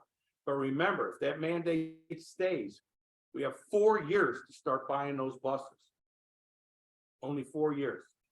By 2035, that's where we got to be. So here you go. You're very strong. But here's the other thing. Penny Pinching Allison is still trying to count the money to find out where the heck we're going to land here. And so these are our first estimates on the carryover money. So what I've said to her is this. My idea is this. If it isn't mission critical, don't spend any more money on anything that doesn't need to be spent, period. Let's start saving up. Next thing is, it's always possible that some of our assumptions are faulty. You know, we're trying our best with what we got, but the truth is, I don't want to know. I'd rather go high than come in here and tell you everything's going to be fine, and it turns out not fine because there's something I didn't know about. Next, if any cost reductions, you try and keep them away from kids first. What is it we're doing that we could do better, faster, cheaper? Okay, by some other mechanism, so that the kids keep a robust program. You've got a great program going here now. Let's keep it going. The other thing you've got to keep in mind is you got to look for attrition and breakage. If you are shrinking in enrollment, you should be shrinking to some degree in staff. I hate to say it. Think about it for a second. At some point, that's what's going to have to happen. So you look for what they call attrition and breakage. But keep in mind, certain places, you're going to have scarcity in labor. Okay, trying to find a physics teacher is not the same as trying to find, I don't know, a social worker, perhaps, as an example. Trying to find an elementary PE teacher is a lot easier than maybe even trying to find a bus driver in some parts of Western New York. Also, you've got to keep in mind that you've got limitations on your revenues. You can't change your state aid. The problem you've got with foundation aid is, this is going to kill you when I tell you this, based on your loss of enrollment, your demographics, the state has figured out after this year, unless inflation continues to roar, you deserve no more money because of your district wealth and your enrollment. Think about it for a second. All right, and so Are you supposed to add, even though they didn't give us enough for the foundation aid formula for all these years? even though they didn't give you enough money for the foundation aid formula for all these years, that is correct. Yeah, they've shafted you for like, I'd say 13, 14, 15 years. And now they're going to use the formula as you've lost the enrollment. If they had used it earlier, you would have gotten more money. That is absolutely true. So that's why I'm saying the long range plan is important, but this should be modified as we do every year. Now, every year I come in and I do something like this, and sometimes it's close, but sometimes not so hot, because again, you've got Dan and Allison here trying to make sure that we're as efficient as possible. And this is where we're leaving off. This was as of early March, right? So we've got March, April, May, and June to go yet. So they may find more savings. If they do, you'll be in better shape. But the key thing I'm worried about is, I don't know if you've read any controller reports. For those of you who suffer from insomnia, I recommend it. The key thing is he's just pointed out in a number of news releases, he is worried about the state's finances 3 years from now. Because right now, the governor, who just got elected, we're having an Oprah moment, I call it. You know, you get a car, you get a car, you get a car. So there's more money going out the door with grants and everything to everybody and their mother, right? So the key thing is, what I'm worried about is them keeping up with the aid that they promised to keep up with. All right. Now, having said that, let's take a look at those fund balances and all that kind of reserves. Great. So continue that ERS reserve. You got a great start on it. And here's the thing, the ERS reserve rate is going down. And we've got that in our plan. It's going down. Problem is the salaries are going up at a greater rate than the TRS rate is going down. Picture that. Okay, new capital reserves. As I mentioned, capital construction reserve, you're going to probably need something in the future, maybe in about 5 years or so for the bus garage as an example. Start looking at a plan. And also I mentioned you got one for buses. How about vehicles? Technology you already have. So to me, keep those going as much as possible. The new federal grants are problematic in the sense that they were great when we had them, but now that they're gone, there goes a big revenue stream for you. In other words, you're in partly good shape because the federal grants arrived. Yes, it's due to Merlin over here at the business office, but the truth of it is, the rest of it is federal grants. You're loving it, huh, Allison? I'll tell you, she's gonna hate it. Okay, Merlin, I have to think of something different. Okay, also keep in mind that the federal grants are falling off in 24 and 25, and that's where that carryover money drops. You will be safe harmless, Dan, to your point. Yeah, they owed you a lot of money, they never paid you. But now, based on the formula, they don't owe you a lot after this year. So you'll be safe harmless. Right now, you're going to get 8.4%. And that's because inflation's at 8%. The cost of the zero-emission buses is going to be very expensive. So keep monitoring it. Now, in the governor's proposal, she has proposed that all school districts fill out a survey form telling her in the state how well you're doing planning to buy the zero-emission buses. As of today, the Senate and the Assembly have passed one House bills trying to get rid of that requirement. But they're not getting rid of the mandate. They're getting rid of the report. It's like, you gotta be kidding me. Thanks for the help. And then monitor the cap. Keep in mind, you've got a growing use of appropriate fund balance. Even if my estimates are high, you still will have a growing increase of appropriated fund balance, all right? And you want to stay away from a super majority ever, right? That's what you don't want to do.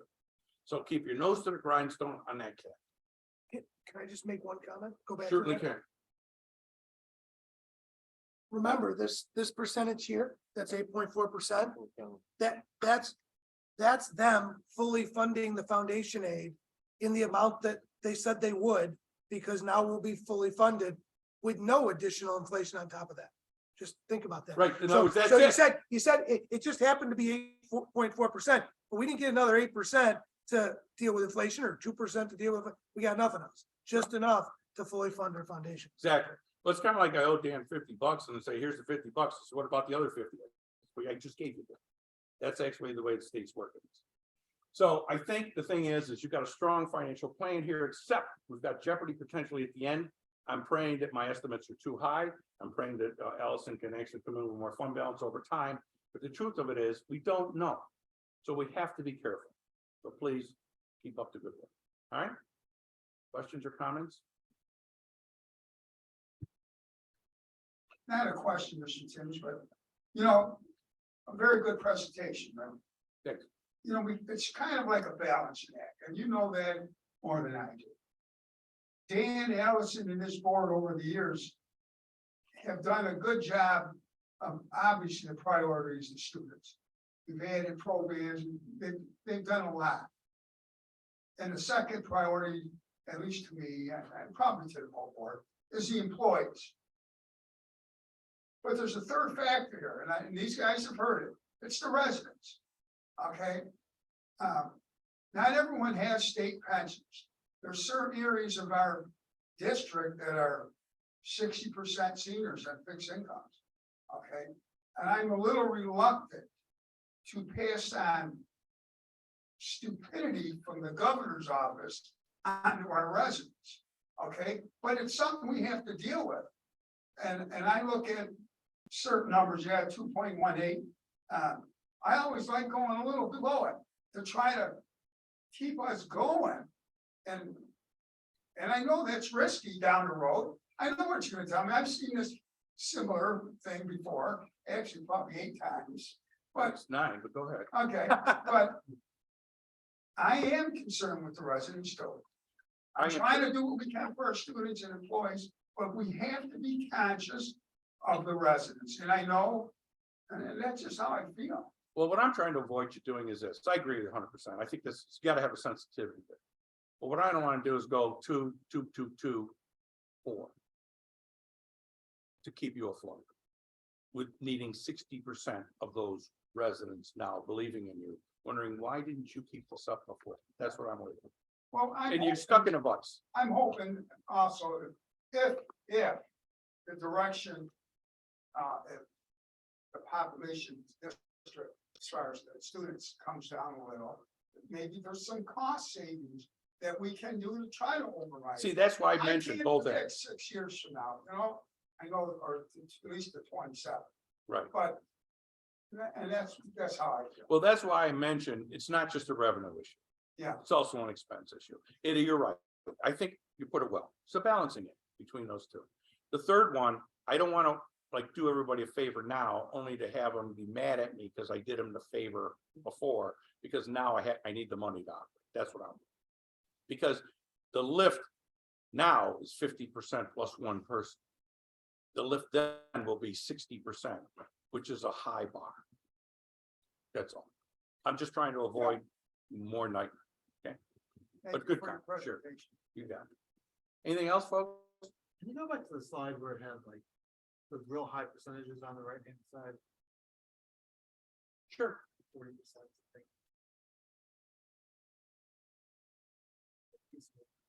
It's all right. We got it. We got this. Here we go. Whoop, boom. So I heard, so our total revenues bump up. Was it almost 5 million from 23 to 24? your revenues are going from 76 million to 89. It'd be From 13 beginning down, million. but you mean just, Right, giving those 2 years, 23, 24. Oh, 23, 24. And that big jump is based on, Well, a lot of it is based on almost $2 million extra from foundation. the foundation. Right, exactly. You also got more in BOCES aid this year, going into next I year. mean, I'm just seeing that bump in the continuation. Well, that's, Comparing 5 years down the line. well, see, here's the $12 thing, million to your point, this increase. is where you're getting the big state aid bump, you're getting a BOCES aid bump, you get trans aid bump. So what, but then what happens is all those go away and they flatten out. And then this is where your building aid from the project that you're gonna be spending your capital reserve on now starts coming to you. Because you'll have half the project finished. You're gonna, as you phase it in, this will start increasing. I'm just looking at just purely revenue standpoint. Projecting with a $13 million increase over 5 years. Yeah. And that would be based on, Well, keep in mind, here, let's just do this. Let's do this to help you out. what sort of increase in tax rate? Or is that just, That would be, in that scenario, it was 218 and 25, 25, 25, 25. That's the other piece, right? But if you'll notice right here, for instance, like it's going up 900,000. Here, look at this. This is almost going up 2 million, right? This is going up 44. This is going up 285. This is going up 132. So it adds up. So here's the difference here in a couple of them. Here to here is over $3 million. $3 million doesn't even count your taxes, it's just a state aid change. So what happens here is, as you look at this is the original scenario. At 222, it's not going up to 17, it's only going up to 16. But don't forget, every percent here, right? 35,000, so this is 60,000 a pop or more on top of that. And don't forget it compounds. So 60 plus 60. Here's how I gotta look at finances going both ways. So let's just say, for instance, you're gonna work for me 5 days a week, Monday through Friday, and I promise, I'll tell you what, if you get the work done, I'll give you $100. So you start living on $100. You start saying, okay, I'll take the 100. The end of money comes along, I say, look, I'm gonna give you 90, because I just thought you could have done more work. So you take the 90. So how much are you short? You're short 10, right? Tuesday comes, I give you another 90. What are you short Tuesday? You're short 10 again, but you're short 20 cumulative. By Friday, you're short still 10 on Friday, but you're short 50 cumulative. So that's what happens when you don't collect this right here. In other words, if you don't collect the lousy $30,000, this becomes 30, 60, 90, 120. That's what that becomes, loss, because you can't collect it each year. And to make it worse, the new tax levy is lowered by that amount of money. Therefore, whatever percent is against it, like the 2%, it'll be against a lower amount, so you lose twice.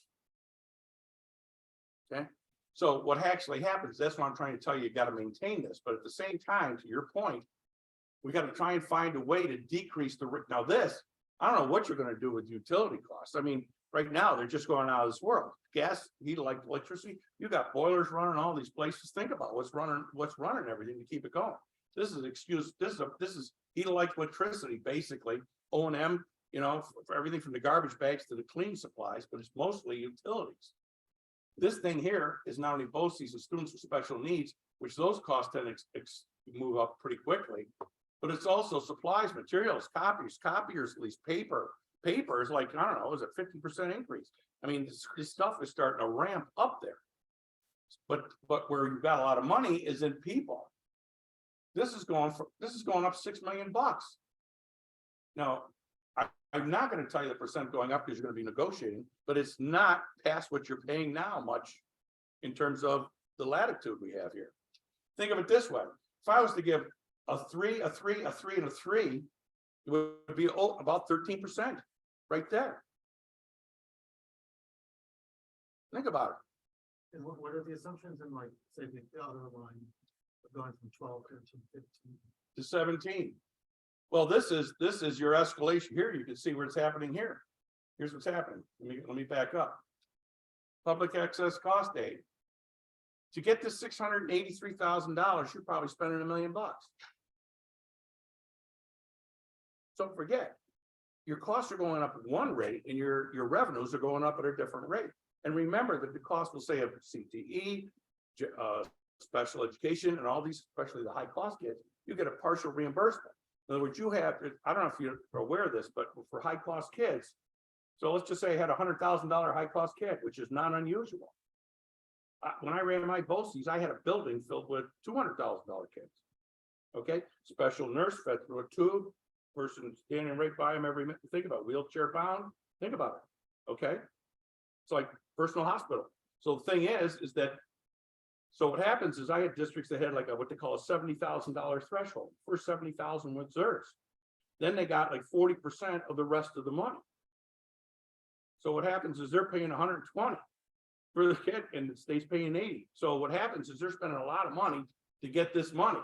So you cannot separate. In other words, while you're looking at these costs escalate, like in here, for instance, the revenue side that's backing them up is on that previous page, but it's only a partial reimbursement. For instance, poor Clark over here is trying to hire people for his CTE program. I got to believe he's got competition, so he's got to have higher paid people. But the state has restricted the aid on those people to $30,000. Well, $30,000, right? I don't know, dinosaurs were ruling the earth when they came up with that number. I mean, for heaven's sakes, back in the 1990s, they paid 30,000, 8 on 30,000. And it's at your BOCES aid ratio, which is lower than your building aid ratio. So you're getting a reimbursement on a salary that existed in 1990. So one of the things we're doing, and I'm sure Clark's doing it too, is we're trying to lobby the legislator. How about making it 60 or 65 grand that aids on? And that's what's restricting you. But you're trying to keep a robust program for these kids. You just had 2 kids talk about how well their programs are going. And that's what you want to keep going. But it isn't happening for free. And of course, I know Clark for years. He is the cheapest of all the BOCES. There's like no doubt about it. But the key thing is that it's still not enough, because what happens is 193 kids I hear, right? Cha-ching. So I'll tell you what, make it 85, save a lot of money, but that's not what you want to do because you're a school district. So the key thing is you got to find other ways first. Remember I said away from the kids first, and then through attrition as enrollment declines. But you don't kill the program where everybody wants to go. So you've got some tough decisions. Right now, healthy, couple of years, 2 or 3 years, healthy.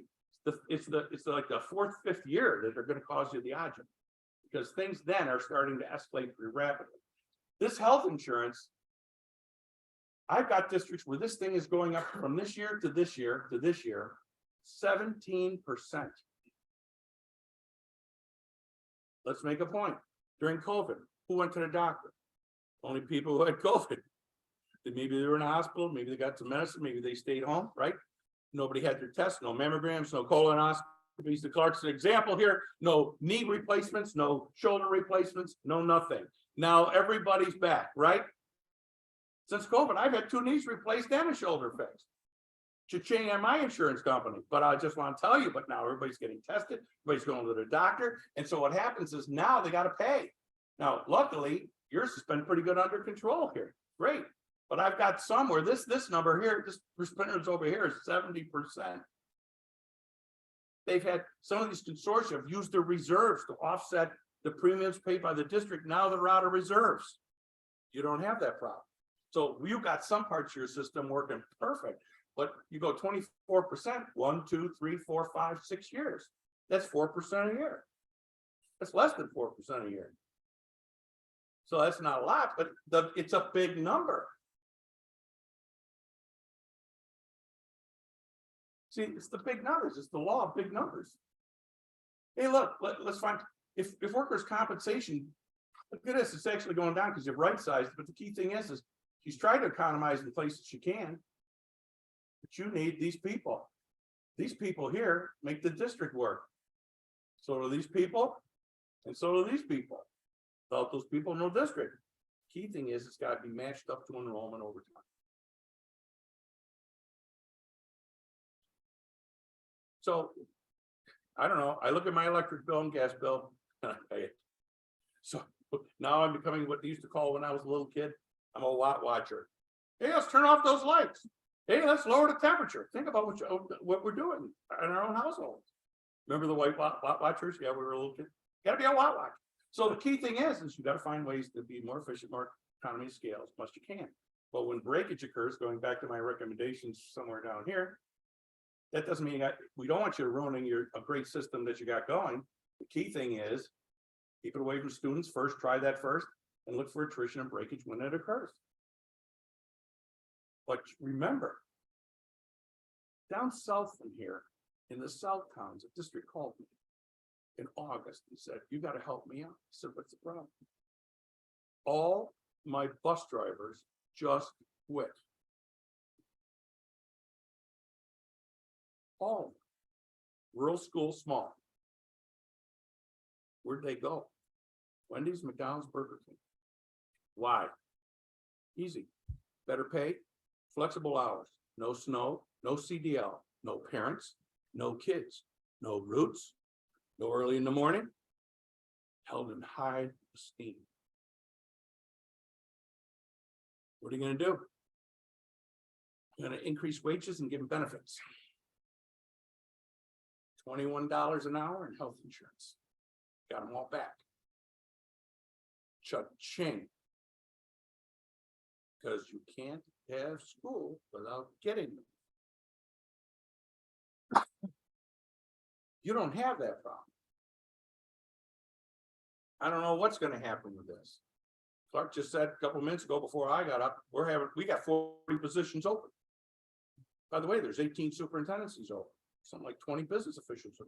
Superintendents, principals, business officials, certain types of teachers getting rare as hen's teeth in certain places. It's competition.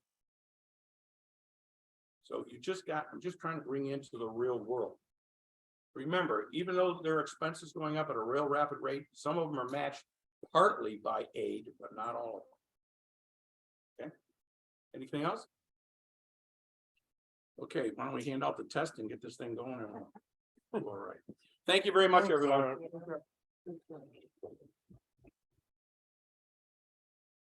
I'm gonna give up my cell.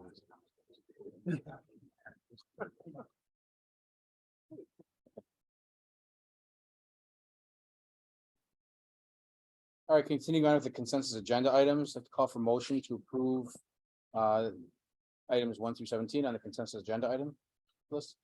Make a motion. I'll second. All right, anything to discuss there? All those in favor, then please say aye. Aye. Opposed or abstaining? Motion carries. Call for motion to accept the personnel report as submitted. Moved and seconded. Anything to separate and discuss? And then all those in favor, please say aye. Aye. Opposed or abstaining? Motion carries.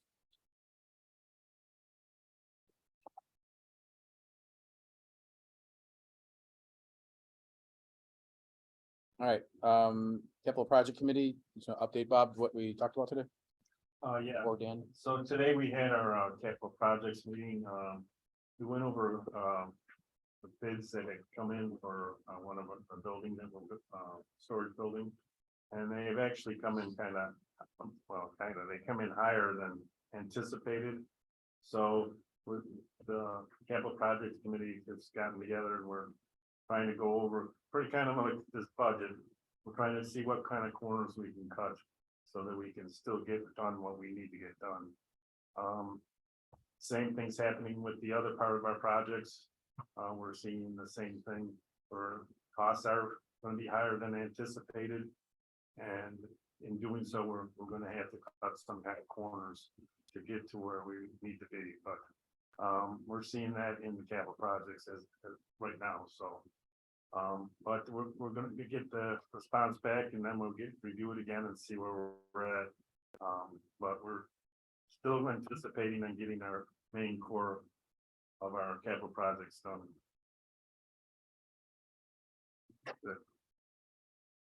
Meeting to be determined, I guess, once you get that information. All right, any questions on Bob? Report. All right, finance, we have our department presentations. You guys can play rock, paper, scissors, and who goes first?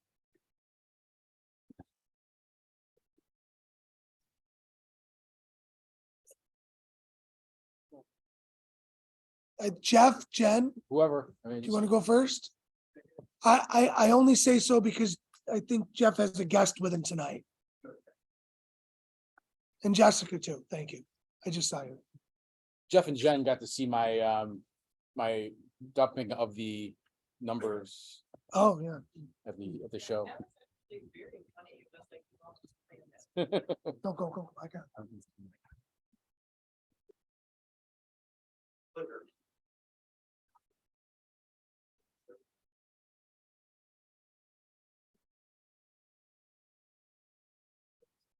Well, thank you.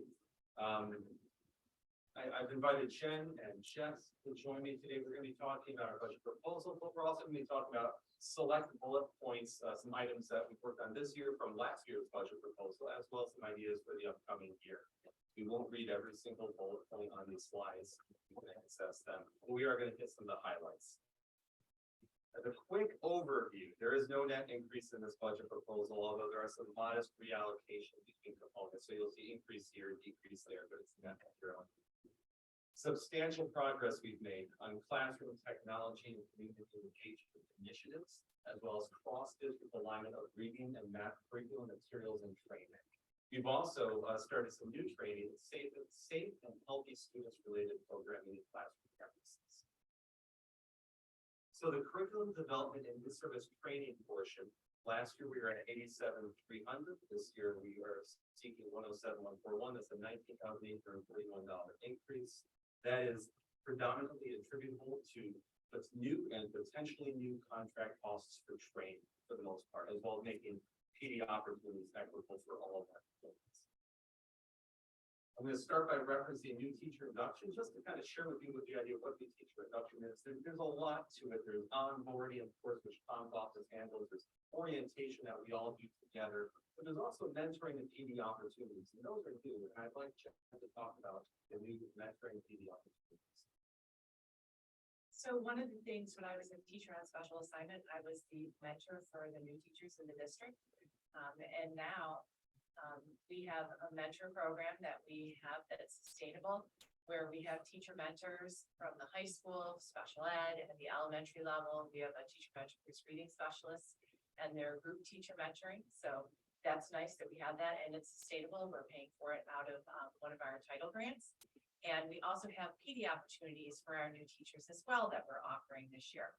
So we're offering them, we have Amy Townsend from ON BOCES who's coming in and doing some work with the high school teachers. We have some of the elementary teachers who come in and offer PD sessions to the new teachers on things like filling out report cards, having parent-teacher conferences.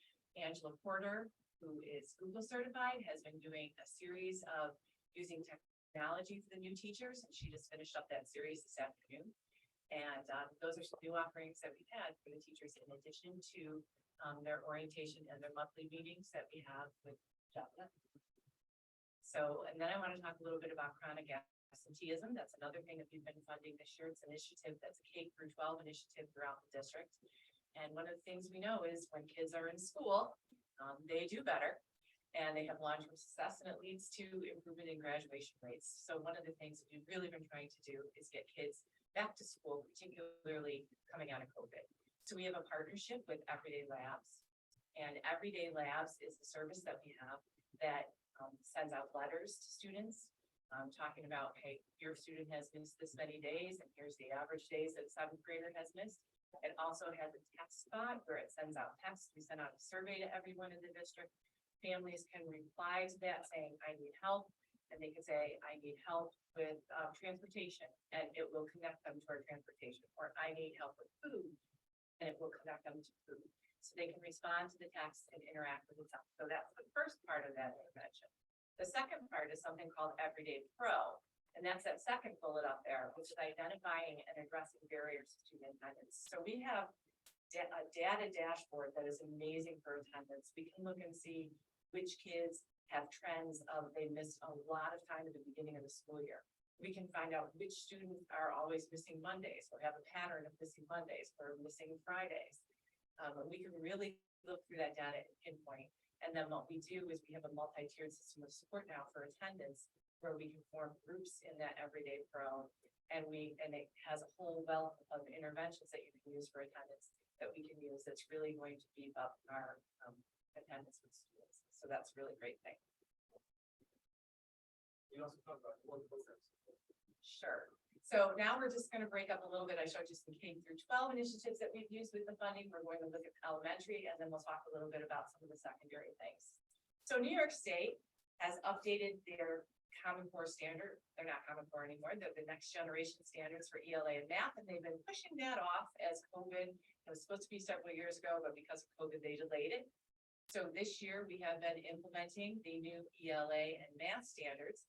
And of course, there's some expenses with that that we've been using with our department and funding a lot of professional development for teachers. Because as we've updated the standards, also our materials that we were using have also gone up too. So for ELA, we have a new reading program that we've been using K through 2, which is updated reading units study. So it's the same program, but it's just been updated with a lot of initiatives from science reading, but also to the new standards.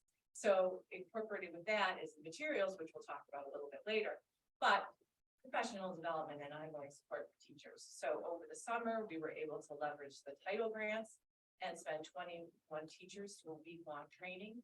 We had collaboration from time from teachers around the new units. We had some training that we provided on Superintendent Conference Day, and then we've been using BOCES to bring in Jean Tribuzzi throughout the year, and she's been pushing in to buildings because we have sub shortage. Usually we'll pull out grade levels and have her meet with them, but instead she's going in and pushing into classrooms and working with teachers right in the classrooms. For math, we also have an updated program, and that we're taking 2 years to roll that out, and we had a pilot year because there is some web enhanced components with it. So we wanted to have a group of teachers try it out, use it, give feedback, and then have the whole district move to it next year. And we had 51 teachers volunteer to be in the pilot, which I thought was absolutely amazing. They also were able to go to professional, summer professional development, which we went through the title grant as well, summer collaboration times. And then I meet monthly with those 51 teachers, and we troubleshoot, and we are providing feedback constantly to the company, to Eureka, and tweaking things as we go, so that next year when the whole district rolls it out, we will have gotten out all the bumps and kinks. So just kudos to those teachers who are participating in that pilot. I was really actually blown away when 51 of them volunteered to do it.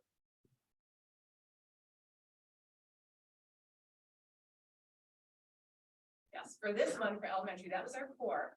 But the core, you know, as you know, is written for the general population across the country, and how our students and our teachers interact that's up to us. So one of the things that we always want to make sure that we're doing is we're using our data, and we're looking at our kids and how they're learning and how they're retaining the information. And so what we really want to do is add where we need to add in things and maybe take some time to review as we're going along. So we've been doing that for the last few years for 3 through 5, and we've instituted data-driven instruction, but we haven't been doing that at the K through 2 level, and we're starting to do that this year. And we had a team of teachers who worked last year to actually create the assessments, and this year we started giving them at 3 points during the year. And then after the first point, I met again with the teams. We talked about how we wanted to revise those assessments. And we're through. We just finished our second round, and our third round will be coming up in another month. And then the other thing that we've been working on is a big team that's been going on is a foundational skills team, which we started work on that last year. And they were working on updating the new standards, because when they made the foundation standards in the new standards, they were grades 3 through 5, and they didn't delineate what grade everything was supposed to be taught at. So through that team, one of the things that we did was we bought some supplemental foundational skills resources for our core program. So we bought some spelling, grammar, vocabulary supplements for our core, and through that, again, there's professional development with that, giving teachers time to collaborate over the summer, and that initial professional development that we had on Superintendent's Conference Days. Secondary level, a few things I'll highlight. One item that we're working on beginning this week, actually, this Thursday, is culturally relevant education professional development in middle school grades 6 to 8. We started off with a faculty meeting with a professor from Ball State. He's coming in discussing some works with our teachers and book studies, and the potential curriculum development for this summer. We are also beginning restorative justice practices training, grades 6 through 12. We have our initial training this summer, the spring, excuse me, the spring with district admin, and then the summer with the building level. One other thing I wanted to call out, Jen, could you speak for a moment on the teaching part of history? Yes, and we're going to shout out to Beth because he's back here in the back. But one of the things that we were able to do with some of our funds that we have in the district was to send Beth skating and Lori Lachowski to the New York State Social Studies Teachers Conference. And they presented from our district on teaching hard histories, US Indian boarding schools, on the boarding schools. So I think that's just really great because it's our school taking our knowledge and being able to share that with teachers and having that spread throughout New York State. So I wanted to just shout out, we wanted to say thank you to both of those teachers for doing that. And we were just really thrilled that we were able to support them financially to do that. All right, instructional materials and regular instruction. I put both of these titles on here because this is actually more than just instructional materials. It actually includes the subject teachers that we would use for PD sessions as well. That's why you see from last year to this year, a decrease of $21,000 because we're reallocating some of that sub money to other things, including the previous slides that we saw. So on this one, this references the purchases that we made for those materials that I was talking about before. The one thing that I did want to highlight in this slide is the second bullet from the bottom, which is the 5 through 8 science investigations. With the updated standards, they've changed the New York State assessments to be in grade 5 and grade 8. And what they've had as part of that is students are taking a written assessment one day, and then they have 4 lab experiences that they have to take throughout the course of the year. And those are mandated, what they have to be, the content and materials.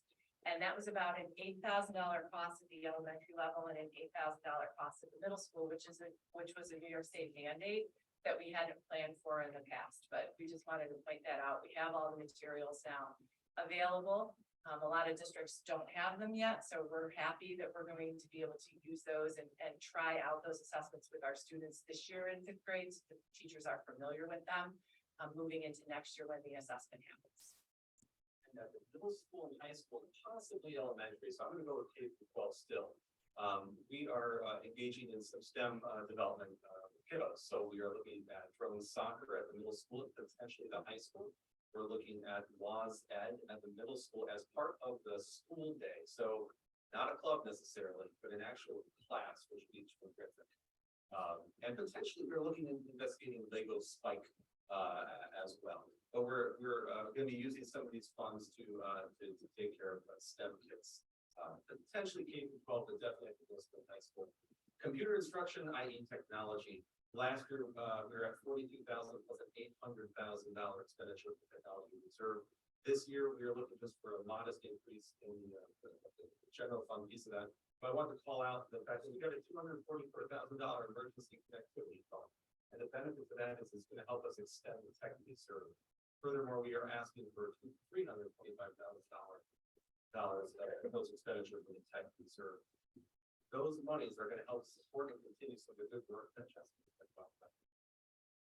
So out of the tech reserve this year, we purchased interactive projectors to replace the projector cards that were in classrooms, the classrooms that didn't have the interactive technology that most of the other district classrooms had. So thank you to the facilities department that worked really quickly to install all of those projectors. The majority of our classrooms now have those, and I know that our teachers are really happy this year with those installations. By the end of the school year, classrooms will also have brand new desktops that will be connected to those interactive projectors. And teachers will also have brand new laptops by the end of the school year. So going into next year, teachers will have the equipment they need. And then also this spring, using the emergency connectivity funds and the reserve money, we will be also purchasing additional Chromebooks that will go into middle school and high school classrooms. And that will make the entire district one-to-one in every classroom. This year, we also replaced all of the computers in our library media center, computer lab above the library. They now have, state of the art, like very good machines that are gonna run that will have the necessary requirements to run the software for the programs for design and drawing and the media arts class that is working out of that lab this year. And then if you're a regular to the board meetings, you may have noticed that we have new projectors, new screens, all of the audio components and control system were upgraded in this space this year. So that was one of the new installations. They said that some were saying they really missed the buzzing sound. That used to be back here for so long. We got so used to it. It's really what would keep us going. Yeah, but It's gone. see,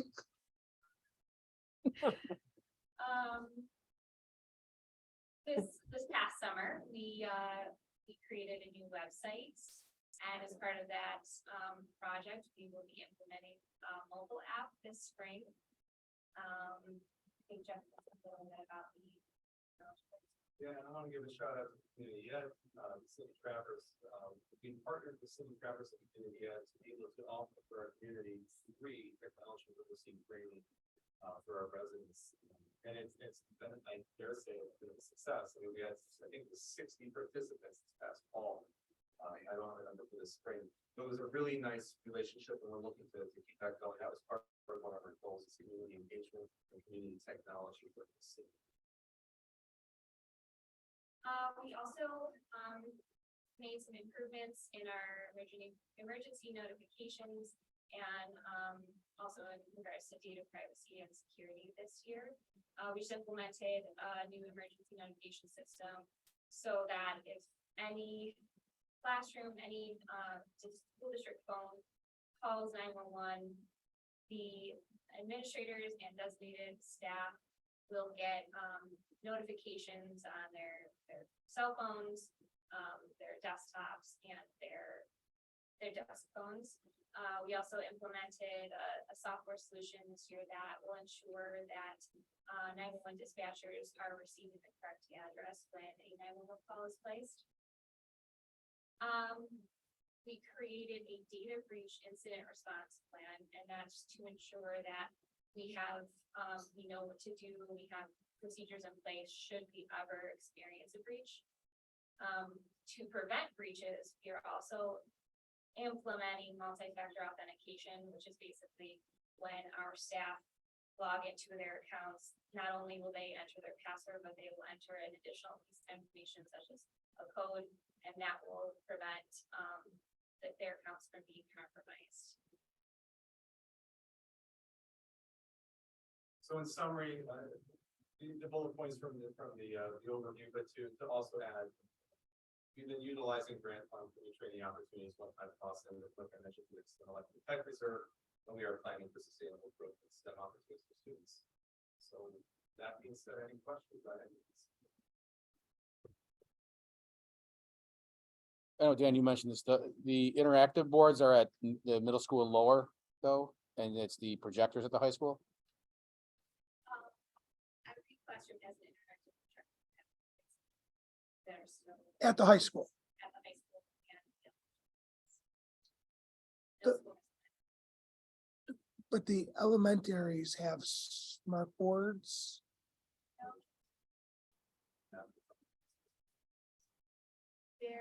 there's a couple classrooms that have physical Got it. smart boards, but there's district has their projectors that are shining. And what the elementaries are looking at, or what we're looking at, are those, what are those? Interactive displays. Thank you. Right, The tech committee had gotten the elementary and second grade together. They looked at the pros and cons of things. At least at the secondary level, they were actively not interested in the night of the displays. right. They are so used to being able to write on the board and the whole 9 yards and whatnot. And at the elementary level, I would imagine years to come. Yep. That is where we, I think. The next step for them. Yeah. Right. Yeah, the secondary level. They like it. But so in the plan of the whole grand scheme of things, when are you looking at the interactive panels for like elementary then? Because did you say you also replaced the projectors there and at the middle school? Right, if that's the way they want to go, now, I have to preface that, because I admit, I think they're snazzy, I like, they're really neat. But again, my opinion, what works well in the classroom is different. But if that's the route we go, then I believe what we would be doing is the next capital project, that would be a massive undertaking. It would be the next capital project, we would say, okay, let's do it at that point. Or even more likely, we would use our reserves. Or use the reserve. That's more likely, because What we put in now should last us 7 to 10 years. Right, I think I love that you just said 7 to 10 years. I've got a lot With of- technology, with technology, Well, with isn't it more with like, antiquated technology. what I was just gonna say, isn't it more like 5 to 7? More like 5? Yeah. Well, depending if your teachers leave the projectors on all day long and the bulbs blow and it breaks the color wheel and so on, that, that's why you switch to, flat panels that don't have those issues. Any other questions? Nope. Thank you. Thank you.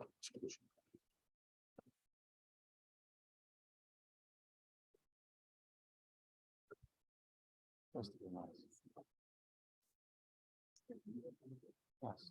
We don't even hear that.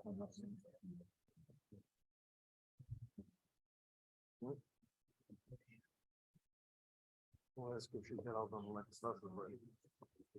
Huh? Hi. You got a what? Oh. Let's say you're-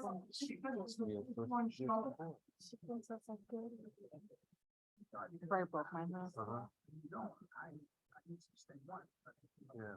Mike, those are chocolate school buses. Try them Oh, yeah, next year, chocolate. from Platters. Been a long night. No, you don't get one. I broke mine inside last year. She's throwing buses at.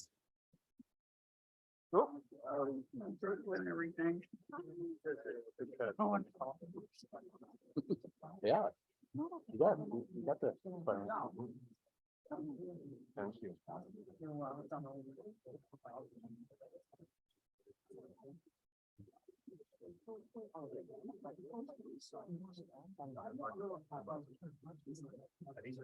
What, the buses? I know.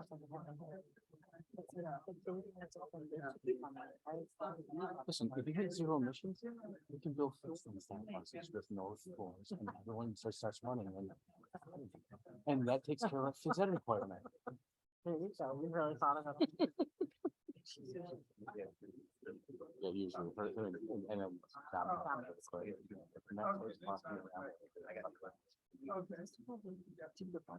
Oh, yeah. Yeah. Good afternoon, I'm Leslie Bukowski from NARD, the Fields Transportation Department.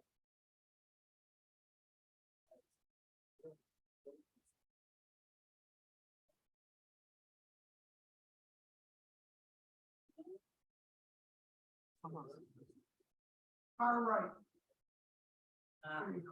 Okay, this is my budget. There is a equipment repair that will be a minus of $10,000, an increase of $20,000 for parts. Tires are the same, bus drive supplies are the same, map and routings, fuel costs, and the contract transportation is an increase of $90,000. I have 45 drivers, including permanent unassigned, 13 attendants, 4 mechanics, 2 laborers, a head bus driver, office clerical staff that doesn't drive, 1 school bus fleet coordinator, a director of transportation. Note 8 of those of the bus route staff, 7 of us drive. Our transportation and maintenance, our maintenance program schedule is 66 buses, 1 shop truck, as well as 10 vehicles for buildings and grounds, 1 food service vehicle, and 2 Durangos. Our mechanics provide minor maintenance with a 3 and a 6-month routine. School bus DOT profile is 98.7 out of 100, and that was updated March 31st of 22. Our staffing recommendation, we continue to recruit, maintain safe, quality drivers and attendant monitors. Thank you. For the safety of the support of the children, please stay safe. Any questions? Thank you. Hey, Leslie, Oh, Leslie, no question. I just want to commend you and the staff with the amount of shortage of bus drivers we have to do what you are doing. You're doing a good job. Thank you. Thank you. yeah. And because of your speed of your budget presentation, fully funded. Yeah. She didn't hear you. That's- Say it loud, someone else doesn't know. Allison, And take she a felt note. party favors.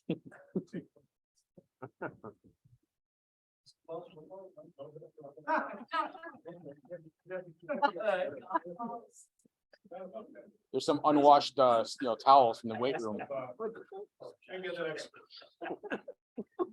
with liquid heated on. I them. mean, Poured on them. how many people do you think were voting? Check out bunch of people. Budget did not.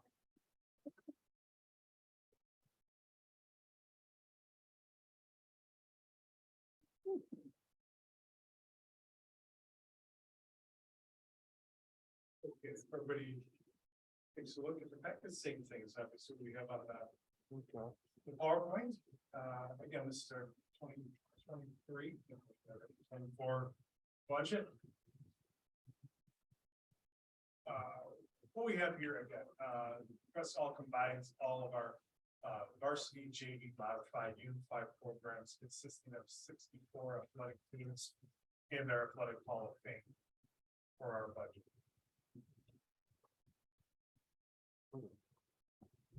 All right, No, I know, it's stuck. here, oh, I got it. You got, okay. Okay, first budget line we have here is our athletic equipment.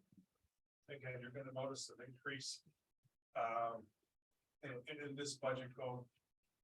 Items from this, again, they're not supply items, they're larger items such as our soccer balls, our baseball cages, netting, softball pitching machine. At the last minute, due to a current regulation, this might be reduced. Because the increase of this is coming from a football bit that as of this year,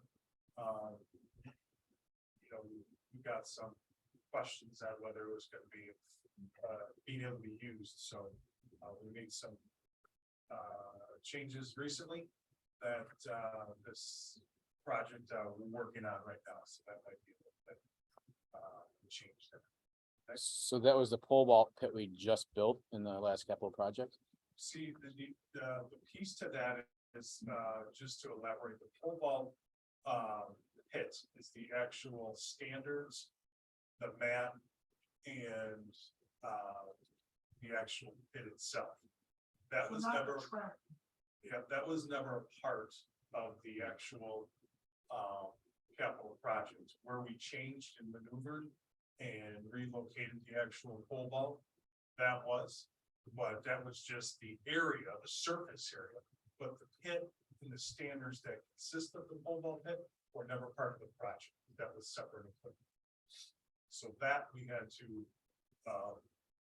fortunately or unfortunately, had to expeditiously try to make a move before this spring, and it's like things may work out. So it was, just so it was going to be, we put it in this budget, depending on when we can actually get it. But with some of our funds, we had to move around to actually, we're trying to get it now for this year. Yeah, it was put in the budget because we knew this was gonna be an issue coming up, but, we got further pressure on that. We need this for a contest this year. So we move forward and leave that out. Next is our contractual, and we're gonna see an increase in this, and this is for many reasons. I've got a large portion of this is due to our increase in trainer, our athletic trainer. What we're experiencing around Western New York right now, and really all over the country, this extreme shortage that we're seeing in many areas in our training facility. One of the reasons why is hours. Salary, again, and we're not seeing a lot of our competitors such as Excelsior. They are starting at a price of about $75,000 to $80,000 a year. Currently, we pay $44,000 for ours. But in order to be competitive and keep ours, as like we just learned in our presentation before, those individuals that are trainers for us, and making 44,000, though they can make 75,000 if they go over to Excelsior and work in Waynesville, Clarence, even in other areas. They're not lasting. So, sports net over at, the hospital. But we made an agreement, and we had to stay competitive, we wanted to keep it. We want to keep our folks that we have, and, Joe Lutrusky, who's our trainer right now, does a very good job. He's been with us for a long period of time. Kids love him, we love him. We want to keep him, and it's the biggest part. Since I've been here, we've gone through 3 already, but Joe's been with us for the last 3 years. And the kids love him, we love him, he does a great job, he's thorough. So that's our ultimate goal. And another big part of this, and you have that highlighted, is the sports officials contract. Yeah, I was getting to that. Oh, I'm sorry. Yeah, our sports officials contract has substantially grown. Not only salaries for the officials, but what we're having to pay is mileage. Now, fortunately, we're in a northern area of where many of our officials live. So it's anything over 25 miles total that we'd have to pay. Now, fortunately for us, so far as we do the analysis that we started with this in the winter time, we haven't been too bad. And but I can assure you this, if you're out of Albion, Medina, or even close up the Lewiston border, they're paying $5,000–6,000 in travel fees for officials. So that adds up, that continues to add on. And then finally, state section, all league dues are increased in 23-24. So we got to do that night as well. Sports custodial supplies, those are just basic things you need, disinfectant wipes, maintenance supplies. Also, we had a mention of this year to redo our high school down there. And this helps keep the maintenance of that as well, keeping that clean, keeping that safe, continuing to fix everything needs to be done. So that's that. This line does not change very small. And just plastic supplies, again, increased, again, we make some changes to increase there. Again, like what we've experienced, and I'm sure everyone else behind me that will speak, is the increase in costs, not only of transportation, but the increased cost of simple things like basketballs, baseballs, softballs, those types of things are all tremendously. So increase in all products.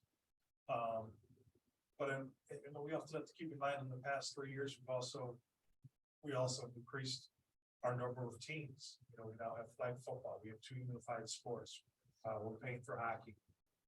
So all those are costs of supplies, uniforms. And the one thing that I did mention was sometimes we forget is now we're getting pretty close to, we're only about 2 or 3 years away from, it's hard to believe, right, from having modified sports back. We haven't replaced any of those uniforms, so those uniforms are 8 years old. And some of them are, they're not even wearable. So we start to see that transition. Fortunate piece that we've been able to keep modified sports and add sports. So the combination of those 2 items have been really a necessity to try to maintain our sports programs, especially with the addition of the ones that we've had. Uniforms, again, that stays the same. But we're doing a big turnover with the uniforms. Hall of Fame, that stays the same at 8,000 for a great Hall of Fame programs. And there you can see the totals from last year going into this year, as explained in the previous slides. The reasoning for that. Any questions? If any piece or any points or need any type of.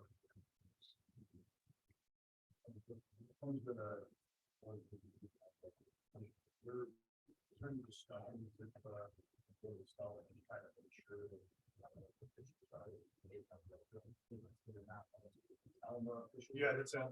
yeah, Mike, that's a great question. And I think we're actually very fortunate.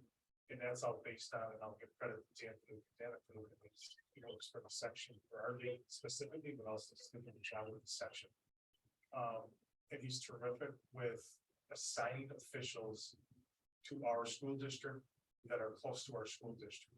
So, I mean, in certain situations, you know, unfortunately for the Lewiston borders, they make it a little farther away, but that's obviously the Dynas and the Albions. It's not possible. But he's been doing great. You know, obviously assigning people that live in, you know, Niagara Falls or North Tonawanda or, you know, it's the parts of Williamsville, Amherst, it's still close enough for people to pay that, the transportation.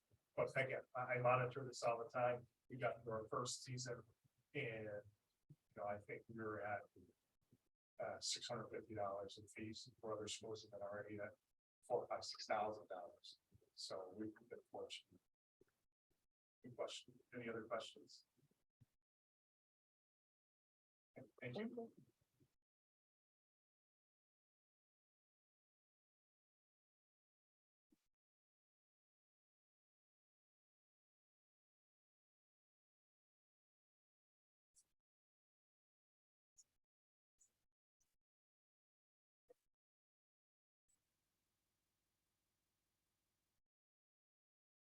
Good evening, everybody. Dominic Burley, Food Service Director here for the Active District.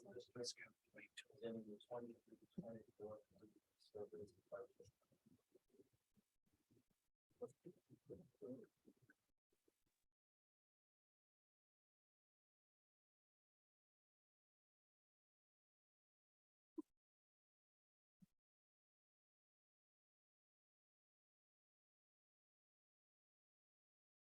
She's got it. Share with you from current food issues, food service issues that we're dealing with, continuous nationwide supply chain issues. And the food selections for the current school year have been canceled. This is the time of year where we are projecting for the next school year. They will have enough food. And probably about 10% is our impact canceled for next year. Very little substitution available. Continue with a shortage of plastic and paper plates. And our very much BOCES bid prices on many items this year. We no longer because the price of everything. Salary for benefits. We were aware for 23-24. Salary and fringe benefits are contractual increases that are included in our food service budget. See, for this current school year, projecting expenditures for next year, 10% increase in food. So where we stood right now as far as supplies, government commodities, those are even wash. What you're given title is how ordering the brown box of the foods, processing foods, fruits and vegetables, fruits and vegetables from regular farmers.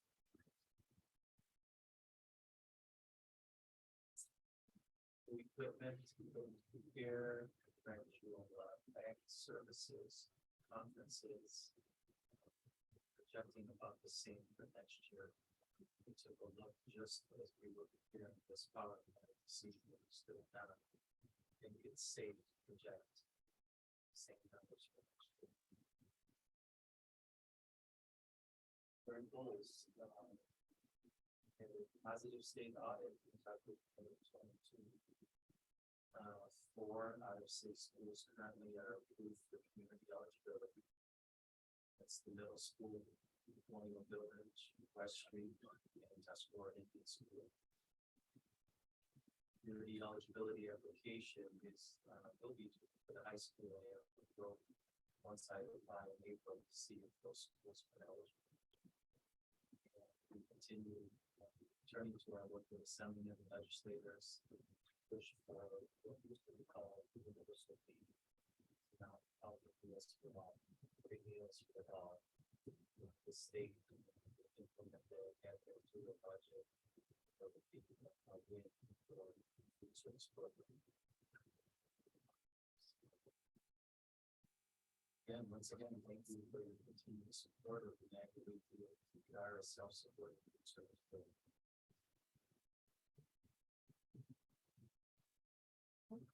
Hey, Dominic, for the plastic supplies, is that like spoons, forks and stuff like that? That's, Yeah. That's where do we ever think of changing to back to, metal things in Washington just to reuse to save costs? we could. Yeah, I never. It's something I would probably to see what it would cost. And how they would, how they'd be utilized and not disappear. For Right. very late We gotta watch too. That's for sure. Thank you. Thank you, Dominic. Thank you. Thank you. Ian, can I interrupt for a second? I want to apologize. Oh, no, you're all right, Patrick. The special ed and Greg. Something come up where I need to bring something to my dad, and I have to get going. And I know how hard he's working and the presentation together. So I do apologize. I have to leave, but I'm sure if Mike gets your copies, I can get them from Mike in the next couple of days. But I thank you and I apologize.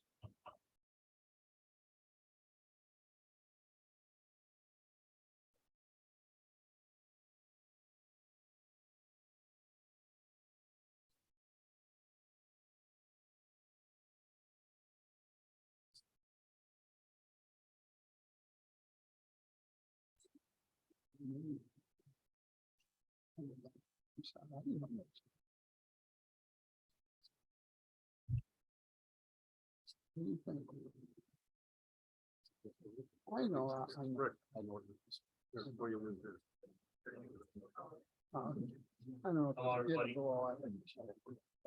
Greg Phillips, Director of Facilities here, obviously in Nagawee Field, and I'm here to do our proposed budget for facilities for the 23-24 budget.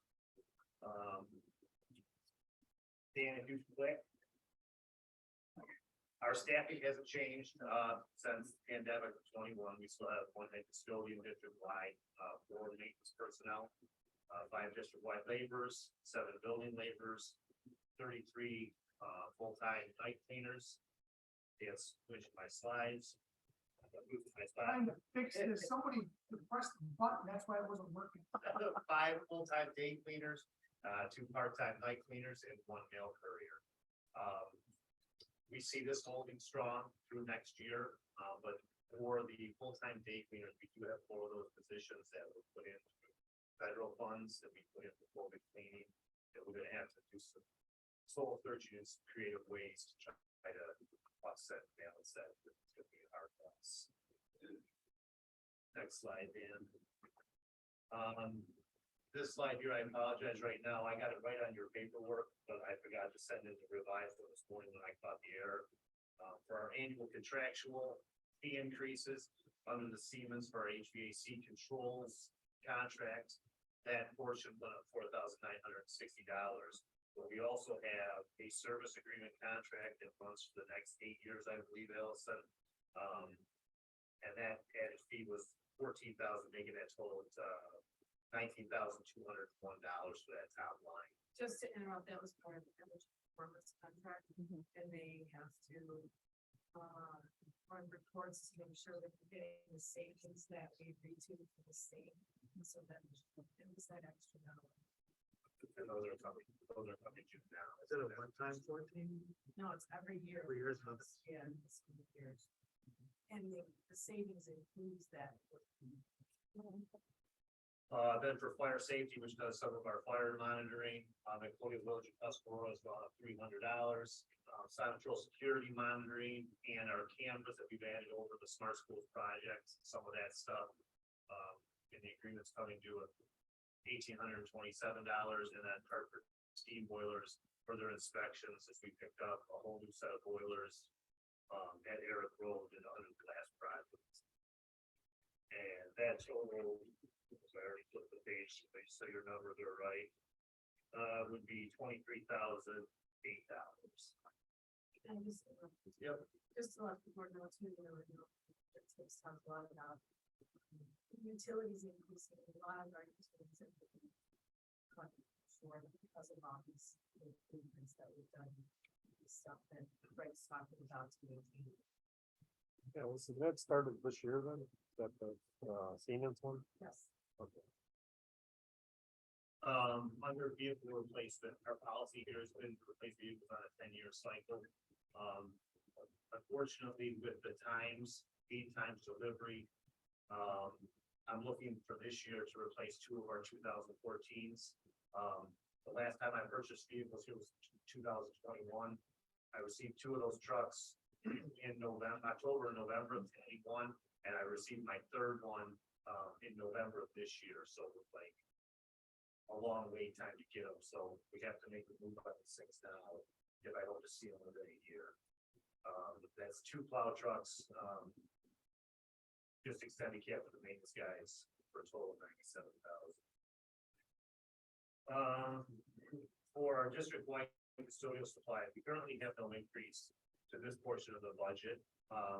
As we've tried to offset and done a good job with Allison to use our COVID funds for like sanitizers, soap, gloves, like some of our large big ticket items. But we wanted to make you aware that in the future, if those funds go away, that we're probably going to have to put quite an increase to our custodial supplies. Under exterior maintenance, we put a lot of new parking lots in our capital projects over the last few years, and those all require sealing every 2 to 3 years to maintain them. And with the price of diesel and petroleum products has gone way up, I'm asking for $40,000 to start getting a handle on the parking lots again. As everybody's aware, we have like a 2.5 mile walking trail around the perimeter of our campus here at the high school and middle school.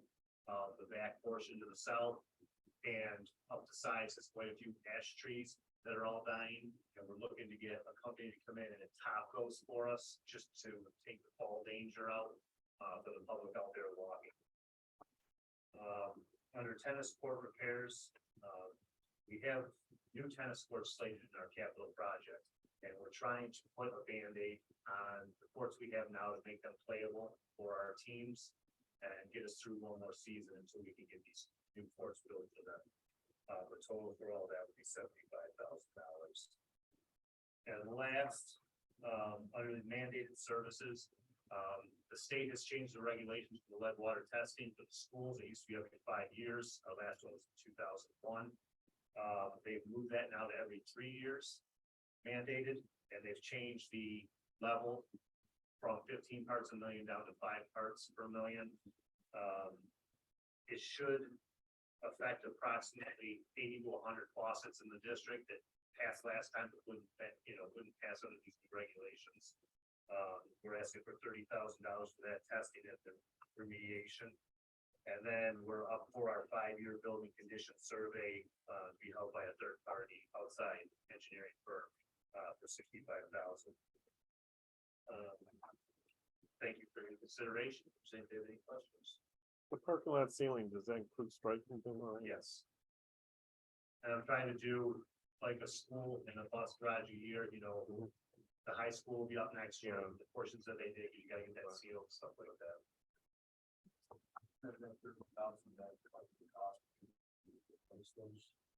Yeah, roughly in that, if you want, I think it costs us $18,521. I would assume it's gonna be about 20 grand for the testing and then 10,000 for if we have to put filters in or change the faucets out.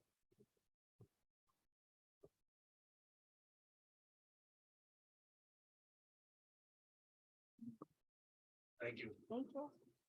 Thank you.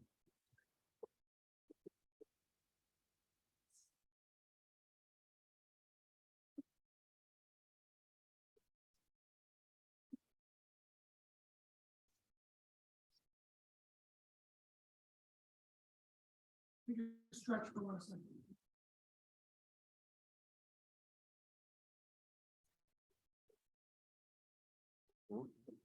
He's looking for the any key.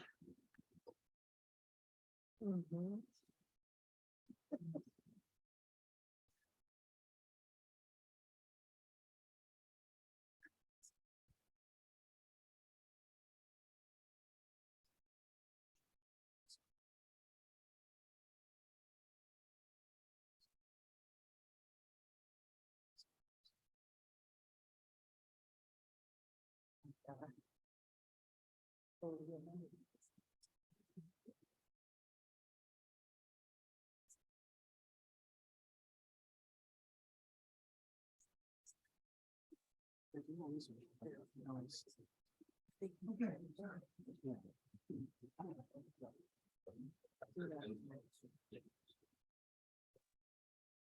call her the Iron Lady. Merlin. Steve Metzger, Director of Special. Thank you for staying with me tonight. So overall, I am going to speak to some of the increases we're seeing this year for next year for special programs. Majority that did not increase or not highlighted up there. Legal expenses, travel, conferences, postage, materials, and supplies, office supplies, and tuition to other districts and the general improvements. Those we did not see any kind of increase. The two significant areas which I'm going to highlight on a couple of slides are the CSE contractual expenses and private placement tuition. I also want to highlight proceeds. We every year see a hike in BOCES. Was it attainable? But just to put things in perspective, last year we budgeted around 892,000. As of right now, this year, we're already at almost the amount we're budgeted for this year. So I think we're at like 3,800,000, something in that ballpark. So that's why we're seeing an increase in that to 3,960,000. So I'm gonna, if it's all right, I'm gonna speak to CSE contractual expenses and private placement funds, so inclusive of those. So one of the biggest contracts we have, special programs have, is with the optimal therapy associated services POTUS. And basically what they are, is we contract with them to, for our students, so they receive occupational therapy. And I put some figures up there, since 2018, 2019, seen the cost per student go up. So 2018-19 was 195 for every individual occupational service therapy session. As of now, the next school year, it's going to be 213 per session. That's just for the individual session. For an individual and a group, so the CSE, the Committee on Special Education, recommends an individual 700 per session. You can see in 2018-19, we've got 187 or $187. Now it's at 205. The next week. Down at the bottom, the other chart just kind of shows, you know, the cost per month, the total number of students that have been evaluated and been found eligible for these services. 2018-19, we had for individual sessions only 18 students. Now for the next school projected for see the difference there of cost per month. Overall, it's a 27% increase in costs for the service. And this is just for physical therapy, the same thing. We've seen an increase since 2018, 2019 our projections for next year. So we went from $268 for cost for services to $290.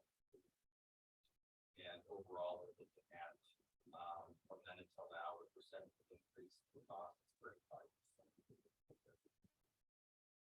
Allison and I have had conversations too, you know, what's the best way to do this? Other districts have OTs that you consider part of their own, you know, certificates. And then you got to factor in their benefits, they go up in steps every year.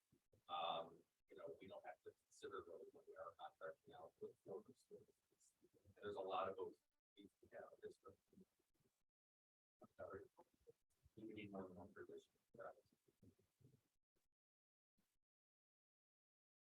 Private tuition has been another area that not only obviously I work with, but a lot of the directors in the regional other counties have been having a lot of discussions about. So these private placements are where a lot of our students who have the most intensive needs get their education. You see it Aspire, Western New York, Optical Services, St. Mary's, Cadet, Stanford Law, and Summit. All of these places, New York State has sets the rate each year. So we're going up next year, and you can kind of see the difference in This is right here. So for example, if you look at Aspire Western Work, it's 65,700. And that's for three students, they're already. The increase per student is 78,536. And again, it stays up to rates. Districts have to. So this is things that we currently have when they do graduate, and that's the other thing, sometimes there's programs that are funded. So we could have people paying for the folks that don't. And we did not have. Not have. Ask you to have a whole.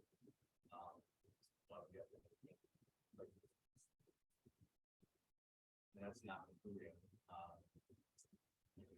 projecting for next year. It'll be at 60 students for this year alone. So we had to factor that in.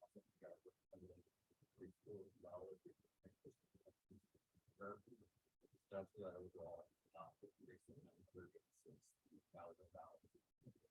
In addition to the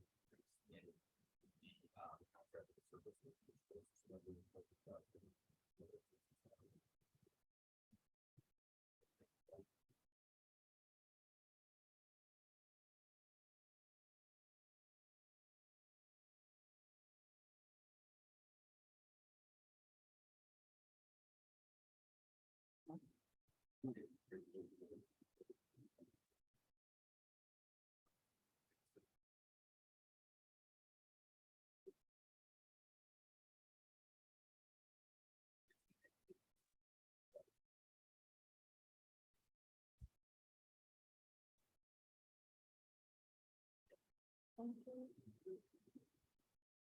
services.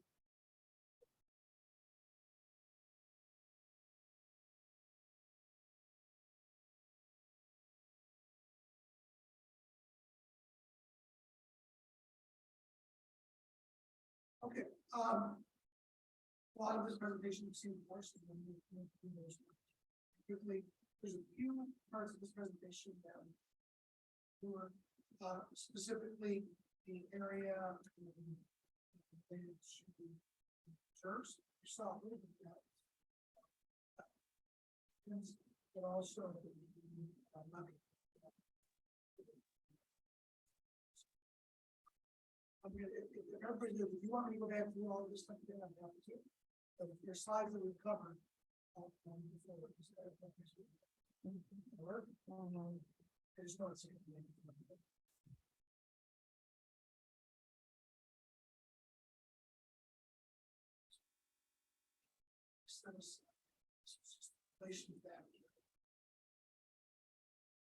Highlights you talking about, then it was just 2.7. Here's what they're.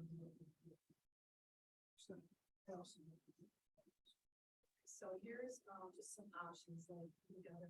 So in yellow is obviously their levy limit is set right now, but that is the tax cap. Which gives us an increase of a greater additional $772,176. If you go higher, if you go to 2.25, you can see what the total levy amount would be in the increase fee. So if you go to 2.25, you're going to have like $20,000. If you go to 2.5, you're paying whatever the difference with that to come up to $855,000 additional revenue. If you go below, you can see below the yellow, where that would put us. So 2.1, you're going to add $743,641 to the budget, and so on and so forth. Just going to the down. So again, we did a range from the 1.5 to 2.5. So you can see it.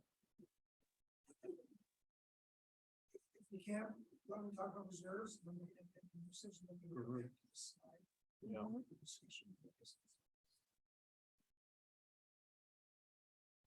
We talked about TRS down for next year, TRS is up for next year.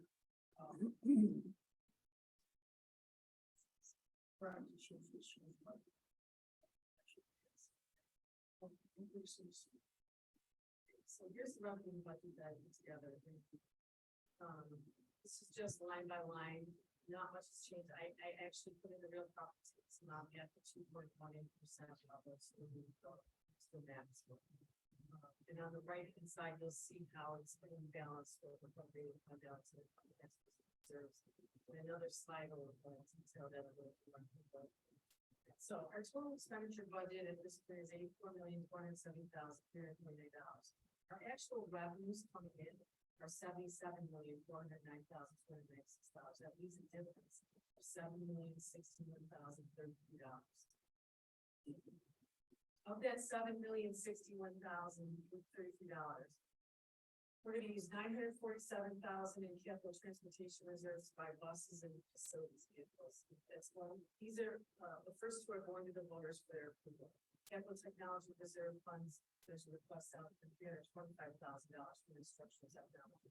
And then I budgeted $800,000 to apply to the Greenway bond, which was the Power Authority money that we were awarded for the project X in 2005. So that, and those are actually one-to-one expenditure. So as an expensive, we're putting in reserves to pay for it, so it offsets the expenditure. So that leaves the balance to fund of just over 4.9 million.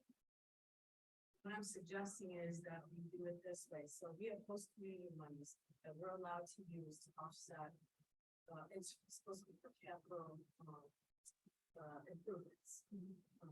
And we have debt service that's paying off capital improvements. So I'm suggesting we use $1 million of our post community monies that we get in the Power Authority to apply to the debt service next year.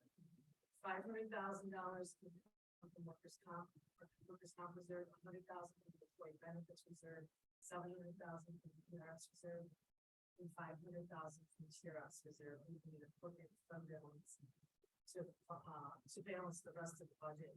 It's just over 2.1 million. So this is a look at our reserves. The blue is where I anticipate our reserve balances to be at the end of this year, assuming that we max out the budget and we're going to utilize every single reserve that I budgeted. Hopefully that does not happen. So this is like worst case scenario, okay? This is looking at where we would be if I was to offset those reserves with what I budgeted. What you see in green underneath there for those green reserves, those capital improvement reserves, those would be the balances at the end of probably maybe next year. So that what that takes into account is the just over 12 million that was allocated for the $59 million capital project that we're starting now. So that would reduce those reserves by that amount. And that green line would then be the balance. Any questions? You saw those numbers reflected.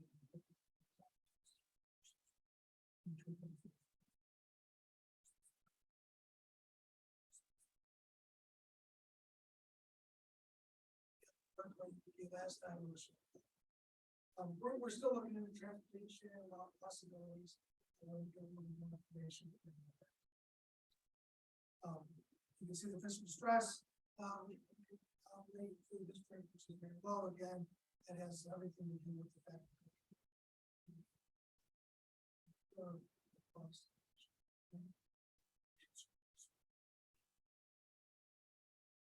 Some fiscal stress rating. Cash flow. Talked about electric buses last time.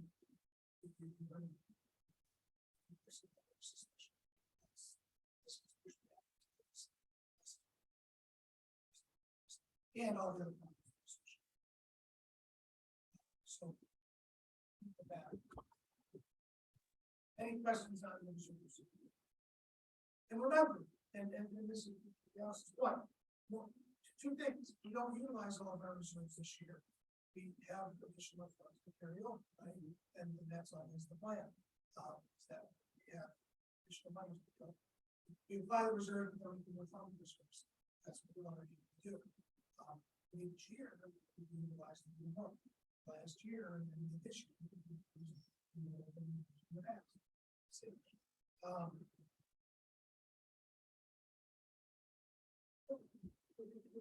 This one? That one right there, just to show you, again, like, you were going for limit. The 7-year average increase in this district is 1.79%. Does that include the 2.1? Yes. For those 7 years, if you look at the women, the average increase is 1%. Are below 2%.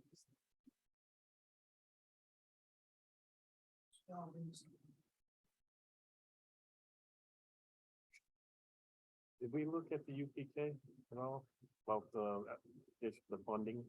So as far as your cases, I'll jump back if you want. So for UPK, they've allotted additional 93 additional slots. And you can see what the additional aid for those slots would be, $502,000. That's assuming we fill those slots. We're at about 120 right now, of the 141 current slots that we have. So this gives us 90 above, so we're 20 short of rate, give us, But we can't- 110 over where we are now. We did some surveying, and what we found was that our current kindergartners, if of the students who did not go to our UPK program, there was absolutely a number of those students, and those families who said they would have sent their kids at transition. So I don't know that we're gonna see any jumps, leaps and bounds as far as the number of kids going into our UPK program. We must find a way to. We can't utilize that money for that. And you cannot utilize that money for that. Now, I'll tell you, I really believe this, that you don't know how state pushes hard with UPK, giving people slots that we don't even need, that we'll maybe never be able to use, and say that we can't use any of that on transportation. Because if the goal is really to get every kid who wants to be in it, to give them that head start. then That's across the just- state too, right? so, Absolutely, that's right. Because I see some, Now, the Some only schools funds say that that we they're can't, giving so it. you can't use this fund for it, the only funds that we could use are general funds, or you could use title funds. You could use title funds for some of that. But if we use title funds, that means we're having to use general funds for some of these reasons for title. And we said when we started this program, that we. no, I haven't. Our funds, our goal was to do that. So it would certainly be a change in course if we elect to do it. We are looking at what would be the least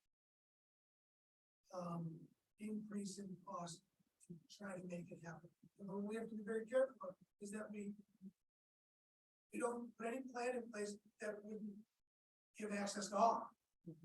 Right? Because you don't get to just say, yeah, you can put that about the other way. Right.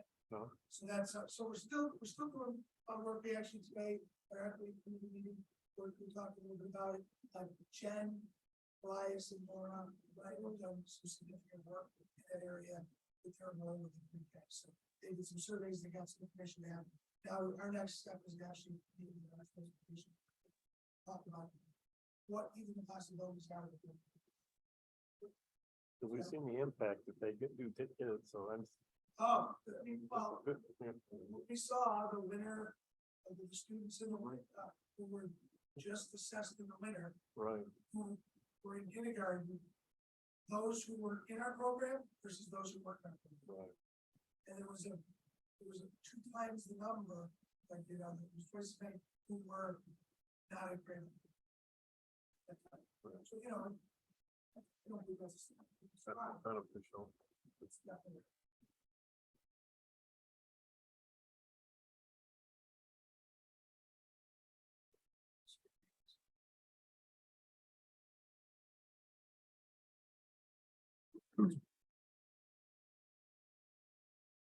Rick, I asked Rick on his way out, I mean, his view is he'd like it to be under 2%.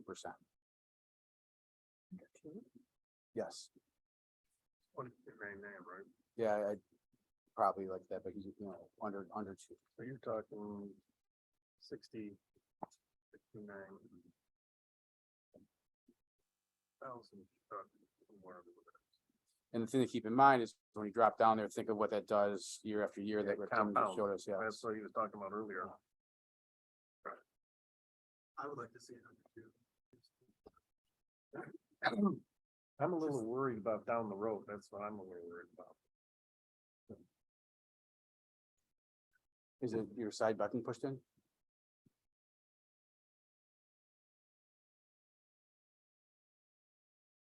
Yeah, just as an act of good faith towards our residents who, I mean, all of us have felt the squeeze, in finances,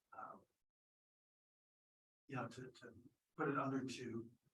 I mean, I feel like we can absorb $69,000. I know this year it does compound, but, I think to have a more digestible number for our taxpayers, I'd like to be under two. Mike? I'm sorry, you're not focusing right now because like sort of glazed over from Rick Tim's speech again. We're all. Yeah.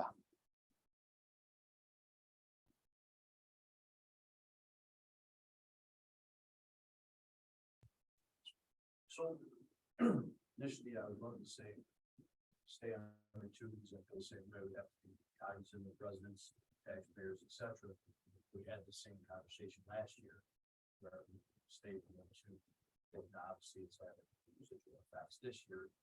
Looking at where we transition out to 27, and the future reduction here and reduction here is going to create huge significant problems. So while I don't see much of a difference between 218 and 210 in that point of consideration, I definitely don't want to reduce our number too much this year, because I was certain that was the victim said that the 2 down the road, 4 or 5%, that was me asking why we did this year in the prior. Now it's costing a significant increase down the road.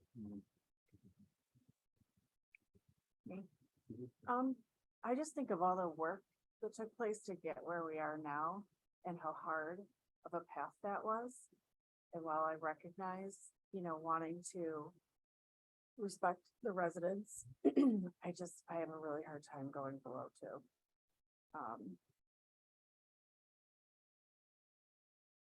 I don't know. I think you have to stay the course, and the buildup over time is, I think, what's the concern. It's not just the little bit of savings we're gonna see this year. It's like what happens, like we all heard, like 3, 4, 5 years from now. It's not just $60,000, it's $60,000, you know, compounded. So that's where I struggle to. And like Allison said, I mean, what is our average for the 7 years? 7, 6. Do you have a number where we kind of the average increase would need to affect the average increase? Oh, the dollar amount?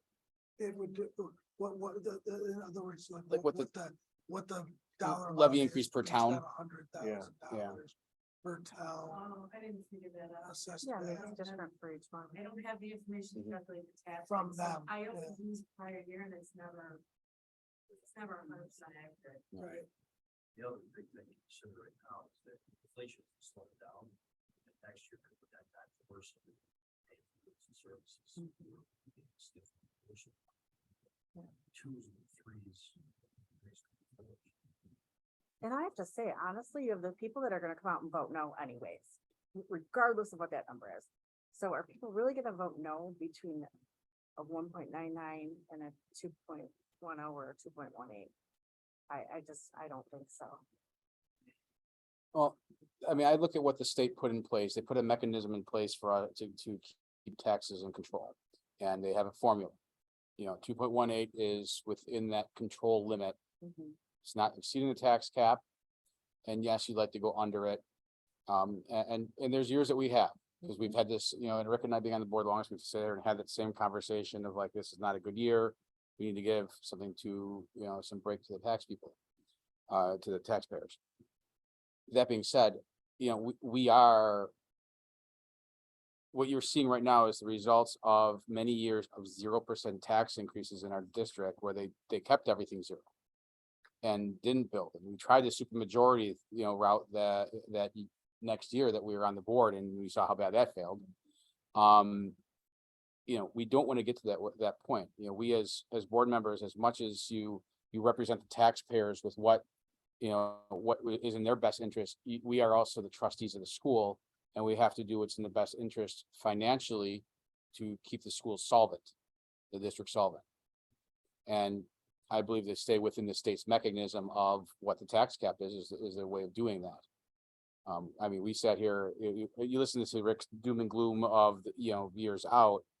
There were years when that was 1 year out, 2 years out, when he came and presented that, not, hey, we don't know what's gonna happen in years 4 and 5. We're pretty good for the next 3. Not going to that tax levy limit, that might be the difference of, hey, next year, year 2 or 3 is where we're hitting the doom and gloom years. So this is one of those years where I think when it comes to people understanding why we went to the full levy limit of where inflation is, and that we're trying to keep everything balanced in the school district too. I think the understanding is there. Knowing, that down the road, obviously, things are gonna be changing because of ESSER funds and CARES Act funds falling off, and costs that we have associated with that, and different changes in enrollments that's gonna affect down the road. So I think this is that year that we sort of say, yeah, inflation's 8%. We don't know where everyone is. We didn't exceed the tax cap to help offset our cost of inflation. We stayed within New York State's limits. I think too, with getting boost in foundation, I think that certainly puts us in a better position going forward. I know the increases might not be as much year to year, but it's a big jump, and taxpayers over the last few years, paying more because we haven't, been getting our full funding. If you look at what she's doing though, she's taking from our funds, right, to balance things. I don't know what the difference is from last year to this year, but the dollar amount. But has it increased? Yes. Okay, that's what I'm getting at. It's gone up, okay? The amount being taken from reserves to balance the budget. Right. It's gone up. So that means that we're losing, we're dwindling what we've got. What's the $70,000 difference? Is that a big concern? It's over time, but you gotta go do it over time. You're thinking, No, I know. Are you talking about it? Yes. Yeah, so, well, for this, Levy limit? yeah. Is that negligible? Effectively negligible? I think it could be in the future. I guess what you have to remember too is that difference is gonna be spread out over all the taxpayers. So honestly, I don't know how big of an impact it's even gonna be on the tax rates, because it's gonna go out 6 decimal places, so $70,000. that's You what know what I mean, over millions of dollars among the taxpayers, probably we not even affect the rates. Very much at all. But it would affect us more. especially over time. Right. The other thing to think about is that we went under the levy limit last year. So what you're looking at is the compounded loss of that right now. So if you went down to the 1.99, that's 70,000 less, plus the amount last year compounded this year with that, which is, I don't know how much was our savings last year. Is it something like a $60,000 difference or something like that? So now you're talking, it's $120,000 we're missing this year plus the 70, that would be 190 less. And that's that compounded piece that it's gonna be affecting us down the road with things. And, I know that many of you probably did not attend board meetings before I was even on the board, which I was here, and I can remember certain board members sitting here, and we went back to where your budget was of the difference in expenditures and revenues, and they directed Kern to come back with a budget that was balanced so that our revenues matched our expenditures without using reserves, without raising tax levy limits. And they showed the cuts that they were gonna plan on making. And luckily that didn't happen that year. And of course, we ended up making up cuts down the road with it. But, that's what happens when we start not having that cash flow coming in, our only source of income is through either the aid of the state, which is tax money, or the direct taxes there. There's no way we can just generate funds.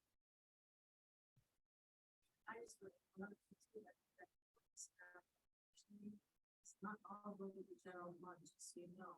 You have to appropriate a portion that tax to the world. because we get paid on those kids, so that full 1.9 million does not come out of, does not go into the general fund budget.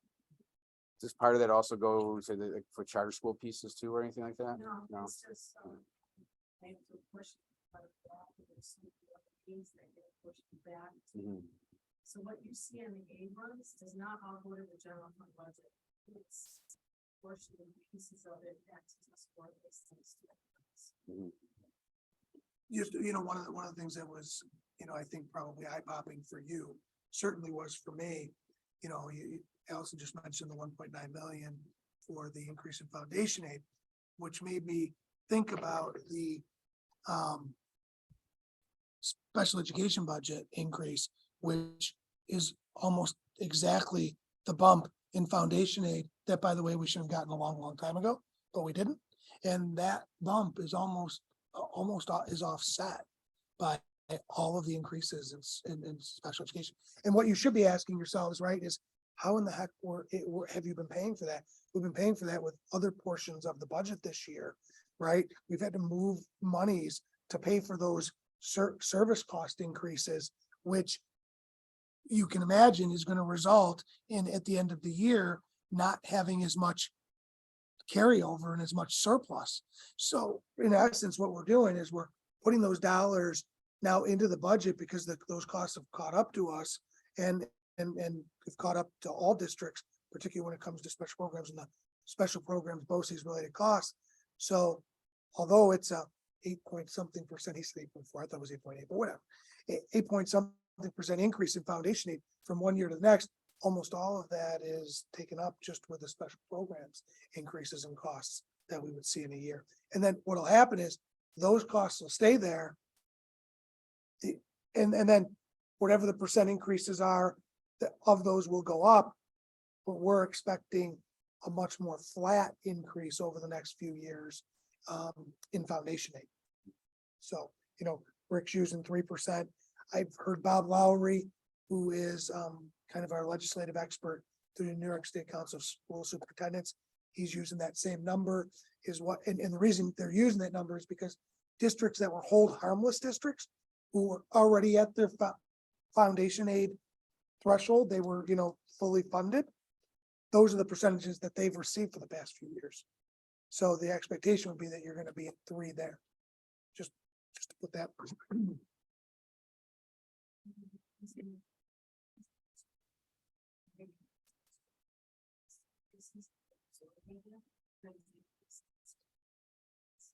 Yeah, as much as we've made sure that there won't be legacy costs attached to program, right, after next year. Some of the things that we've had to buy more of and we've been using these funds for, and now Greg's budget's gonna certainly pop up with that as a result next year. Just think the uncertainty of this future right now, it's really, we can't predict it well. And the way things are looking, it's not definitely going down. When you've seen it in the capital projects, I mean, it's just, everything is, we're in an influx right now until it levels out and tries to come down. Maybe future budgets, you can get back down to where we want to go. Right now, we're in. Yeah. We've hit a. an Yeah, but you influx. made a good point. Like, do we really anticipate things becoming less in cost? Even when it does level off? I mean, that's the problem. Yeah. Is We don't know. Be interested in going to 210, splitting the difference.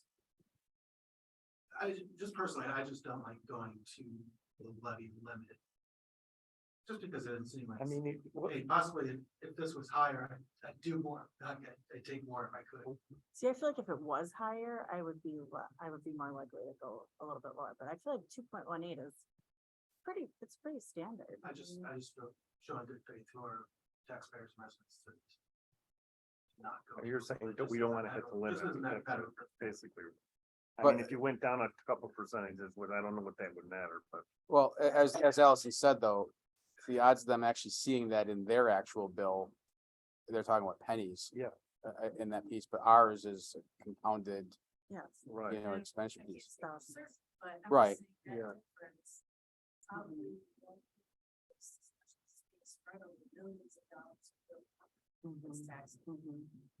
Well, let's just say that we have more than 30,000 tax bills. You know, if you went down to that card, that would be $1 a bill. Per se, if it was just 30, you know, now we're talking all the businesses and everything else. You know, you're reducing that even more. So I will get the ball rolling then, and I will make a motion to go to the tax levy limit of 2.18. Is there a second? I'll second it. It's seconded. All right, now we can discuss that piece. Well, now we can discuss that vote in that piece if you want. I get the. Mike, you've been quiet, by the way. People look at this, you know, the limit, right? I get that. People look at you went to the limit. Yeah. Um, Well, as I say, it's we not technically really- stayed under the tax cap. Yeah. You know, at or under is to the state, when you talk to them, is under the tax cap. That means that if they had the, whatever that the tax cap rebate or whatever it was that they were doing for a while there, and who knows if she starts that again, they'd still get that money back. Right. So. All right, any other discussion on that before I call to a vote? All right, all those in favor then of going to 2.18, please say aye. Aye. Aye. Opposed? Okay, and no, just don't want to abstain then. Just wants to stay. All right, we're gonna go to 2.18.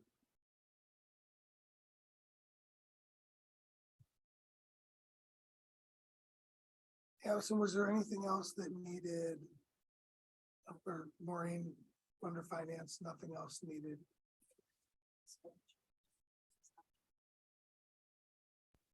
Yeah, the improved expenditure budget, which is the next one after the levy limit. All right, then I have to call for motion to approve the expenditure budget as presented. I'm not gonna- All right, it's moving seconded. Any discussion on our expenditure budget then? Which was presented in great entirety tonight. Sorry for the long night. Public computer, the tech department, that they need to follow the transportation department's lead. But they were a little long. All right, then, all those in favor, please say aye. Aye. Aye. Opposed or abstaining? Motion carries. Do you want to go through your report quickly, or, Good night. because we skipped your whole report? I You know what? flew Let's by- talk about guys and dolls at the next one when Yeah, when when Braden's Braden's here. Capital project update, Bob We already already talked, gave. yeah. We'll talk about hiring next time. Good. All right, then, any comments? There's no public left here at all. All right, then, all those, Wait, I have one comment, okay, fine. which I said here.